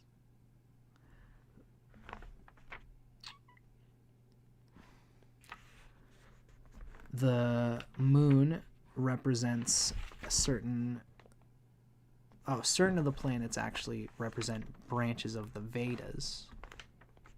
Now there's one more in particular that I'm looking here, folks. You guys have been hanging out with me, and I've been very much enjoying going through this with you. Now, I've been looking for this one in particular. It's the sites of the grahas. And then after this, we have the behavior of the grahas. And we're almost through here, folks. We're almost through the very important dimensions of the Graha Sutras that I would have liked to have gone through. Now, this one is an important one. This is the sites of the grahas. What we mean by the sites is how do these grahas look? What is it's an attitude that they have. It's what they're generally looking at or after. And you'll see it in the character that we describe. The sun and Mars are upward looking. They're always looking up at the next thing. They're inspired to keep progressing forward. Side looking are Mercury and Venus. They look to the sides to see other opportunities, other ways of doing and thinking about things. The moon and Jupiter look everywhere equally. They are constantly looking side to side, up and down, to see all things from all angles. And glancing down are Rahu and Saturn. Ketu is the only one who doesn't have a sight since he doesn't have a head. And there's something interesting conveyed there. Ultimately, Ketu is less influenced by and conditioned by the events happening around it.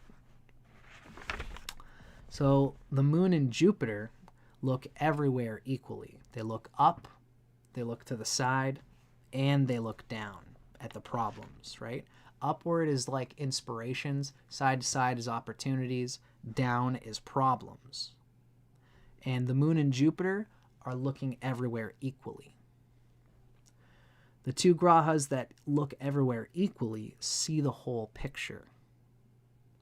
These grahas are accepting since their thinking is not narrowed or confined. They're also capable of deep insights. The moon is filled with knowing, as we've seen in its Graha description, and so is very receptive to the truth around him. Jupiter has understanding, and so it is likewise receptive to the truth around him. And individuals with the moon or Jupiter prominent in their charts will think effectively, whether they're thinking tactically, visually, or in an auditory manner. They will think effectively, tactilely, I should say, with the senses, with the hands, with the feelings. They can think effectively when they're thinking visually, or when they're thinking through audio, through sound and in an auditory manner.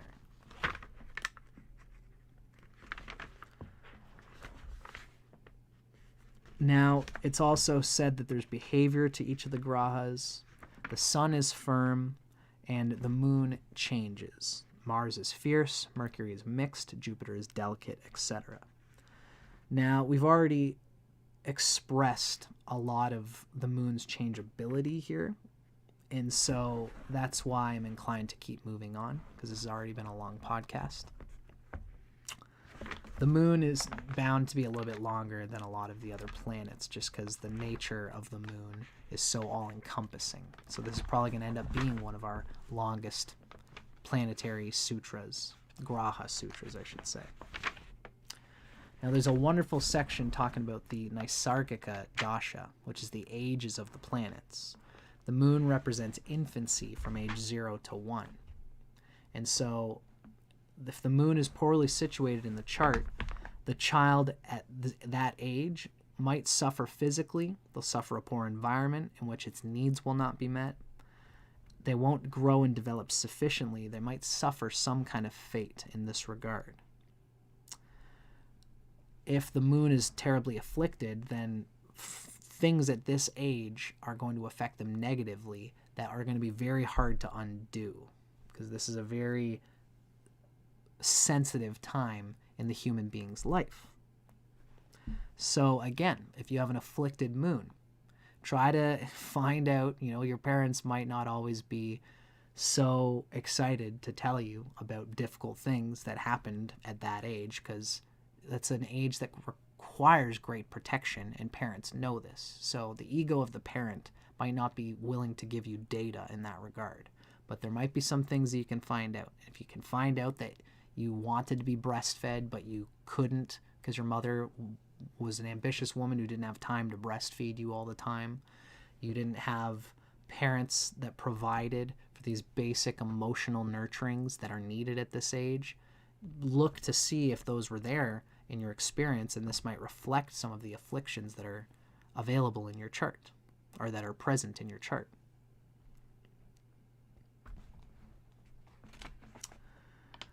Whatever the case may be, the self-consciousness of a person with an afflicted moon at this age, their consciousness might be developed in the surroundings of pain and suffering. And they might develop a pained self-image and an uncomfortable mindset that's just there. Again, the things that happen to us at that age are so deep that we don't even remember them. We didn't have language at that time. We didn't see what was happening to us. So there are impressions made of being possibly a bit of a grump, for example, that are burned very deeply from this age, from things that happen from 0 to 1. As a result of this, fear, worry, and anxiety will more easily invade the mind throughout the remainder of their lives. Of course, if a person's moon is well situated, then this first year is comfortable, the child has what it needs, it cries, and it's coddled in the correct way, and the environment is conducive to the child's well-being and happiness. A very lucky thing to have. Again, this is why the moon is such a prominent and important planet in everybody's life. All of these Graha dashas, the natural dashas, are important, and that's something I do also plan on doing a video on eventually. So again, the birth of all the planets, they all have their own myths of how they were born. The moon has several myths of how it was born. One story is that the moon is the child of the Sapta Rishi Atri, the eater, and his wife Anasuya, who is free from envy. The fact that the moon's mother, is free from envy is important, as this quality is a quality that marks the moon. Another story is that the moon was born out of the eye of Atri. This has some symbolic value because the moon is the sense mind. the strongest senses of which are sight and taste. The moon is the Casanova of the Grahas, possessing 27 consorts. These 27 consorts are the 27 nakshatras, who are the daughters of Daksha, who is called the skillful, a very earthbound entity. And Daksha's wife Asikni, which means black, are the parents of Sati, who is Shiva's wife. So the moon is the brother-in-law of Shiva. It's considered, there's an old Vedic story talking about why the moon waxes and wanes through this whole story.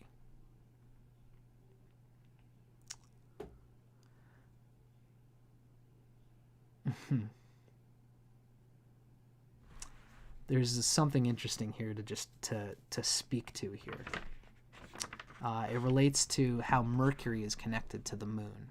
And for our purposes, it's worth getting into here. The moon has had no children with any of his 27 wives. The moon did not have any children with any of the 27 nakshatras. The playboy Chandra, the moon, did, however, have an illegitimate child with Jupiter's wife, Tara. Tara, which means star. It's some of the most ancient drama there is. Chandra, the moon, had an illegitimate child with Jupiter's wife. It seems that the moon was not satisfied with his 27 nakshatra stars, and thus had also to forcibly carry off Jupiter's wife, Tara. Who's the illegitimate child of the moon and Jupiter's wife? If anybody knows how this story goes, the illegitimate child that was born from the union of the moon and Jupiter's wife was none other than the Graha Mercury. Mercury went on to father one of India's two great dynasties, the lunar dynasty, which Krishna and Arjuna were born to, as well as Yudhishthira and the other Pandus of the epic Mahabharata and Bhagavad Gita fame. Mercury, in astrology, is considered to be a friend of the moon, and Mercury tries his best to help his father, though the moon is an enemy of Mercury and only tries to break Mercury down.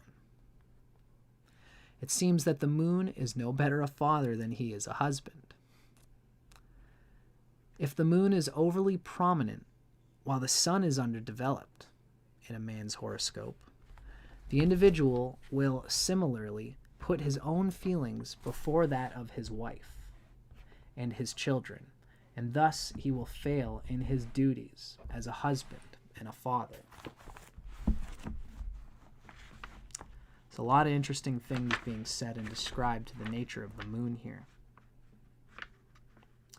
And the moon can be overly prominent in either a man or a woman's chart.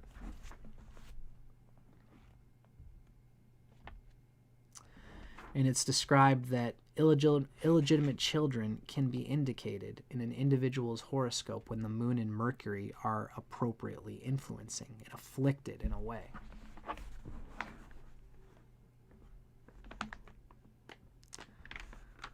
Some ancient drama happening there. Now, of course, Ernst gives many things related to the aspirants, the guttural tones related to Sanskrit vowels to each of the planets. There's a section talking about the shapes, squares, triangles, circles, etc. related to the Grahas. There's a lot that is left to be talked about here, including the aspects,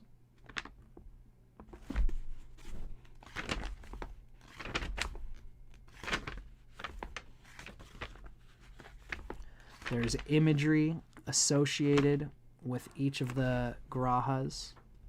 And this is what we've already mentioned in the beginning. So the moon is white, dressed in white, divine with 10 horses, white adornments, mace in hand, and 2 armed. And that's why when Ernst's wife created pictures of all the Grahas, that section is where she gets the imagery from. So this has been our podcast, ladies and gentlemen. We have reached the conclusion of this podcast on the Graha Sutras. Now, this is a worthwhile thing. I always have to give some credence to our wonderful author, Ernst Wilhelm, who is the writer of this Graha Sutras book, who is the creator of Kala software, and who also has his own wonderful website that you can find. That's www.vedic-astrology.net. And Ernst gives much deeper things than I can give here. I'm just making an enjoyable way of going through his Graha Sutras. Now, in the conclusion to this book, Ernst reads, "The Grahas give us much to think about, for they are part of our every experience. Life is full and varied, and thus there is much to learn about the Grahas.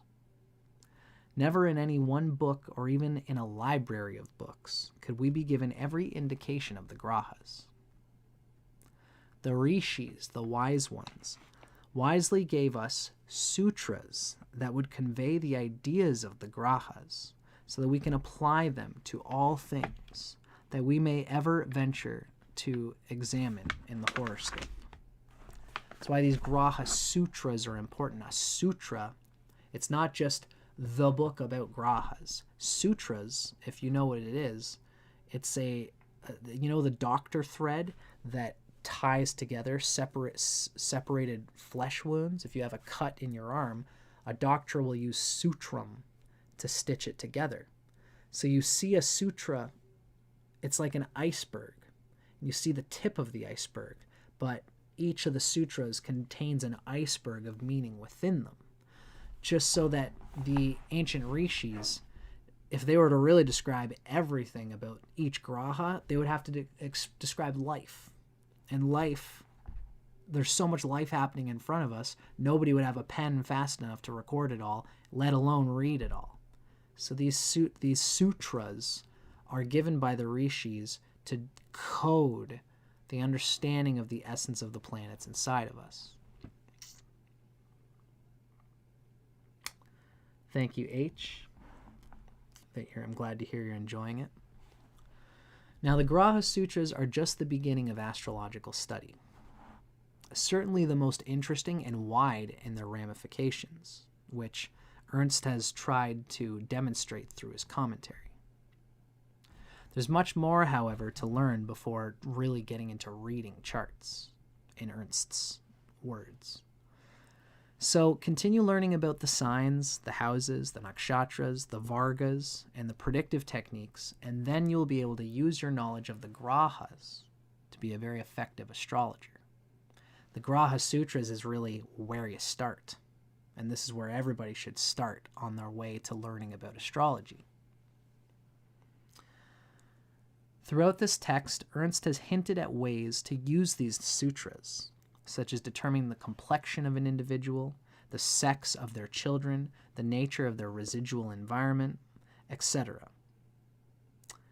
In order to actually predict these things, the appropriate predictive techniques must be used, which are beyond the scope of this text. And all techniques require an understanding of rashis, the signs rather, the strengths of the planets, the shadbala, and as well as the dashas, the timing. So no examples of predicting these things have been given in this book. The actual techniques with which to predict these things, as well as other things, will be provided in future texts on predictive astrology by Ernst.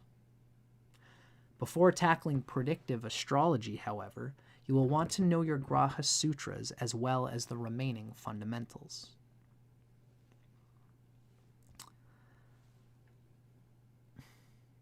Thank you, Jessica. Jessica Corrine's been watching, hanging out around the house. I'm glad that you've been enjoying the teachings and my soothing voice. What a sweet thing to hear.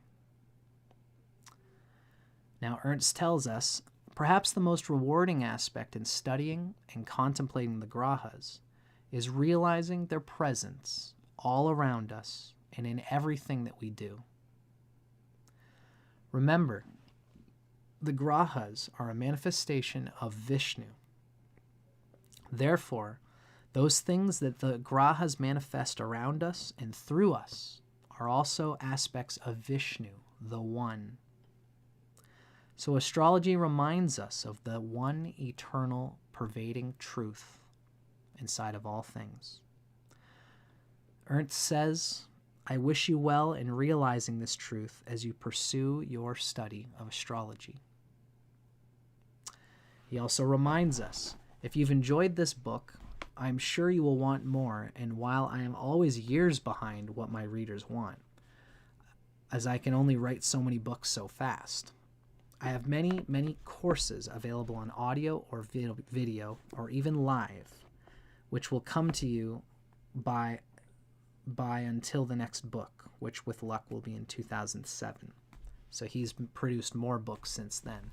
But Ernst's really, some of his great work is in his courses, because you're seeing him and he's kind of shooting the shit in an informal way that really can tap into his Venusian spirit. He's a Venus Atmakarika like I am. And his wonderful, in this book, he also goes through a description of his path to studying astrology. And for anybody who's interested, I really highly recommend, again, checking out Ernst's website. It's www.vedic-astrology.net. Vedic-astrology.net. He's got all his videos, he's got all his good stuff there. So you can get the guts of his wisdom for yourself from the horse's mouth. And that is really the best way to learn. But in between, when you're not watching Ernst's videos, you can grab his book. When you're sitting on the bus, you're riding on the train, you're hanging out in between your job, you're sitting at lunch, you can gain the Graha Sutras and gain this most fundamental grip on the Grahas, which are the base plates for the active parts of our consciousness and are the keys to understanding everything going on in astrology. So I hope that you guys enjoyed this. It was really nice hanging out with you. It was nice hanging out with Glenda Rodriguez, Sandra Wells, Jessica Corrine, Genius POV popped in, VD, it was nice to see you, Mimi Braxton, Toxica, Stephen the Jupiterian, Melissa Madrid, nice to see you here as well. And anybody else that I did not mention, Capulet was hanging out with us at a point. It's been a real pleasure, folks. My name is Dustin Cormier. This has been How to Rock Astrology. Thank you so much for hanging out. Thank you so much for being a part of Jyotish and the expanding influence of the ancient knowledge of self-realization in modern times. It's been a real pleasure. I'll see you guys again on the next video. I'm here every week on Thursdays at 11 o'clock to discuss more of this fun stuff. Thanks for watching.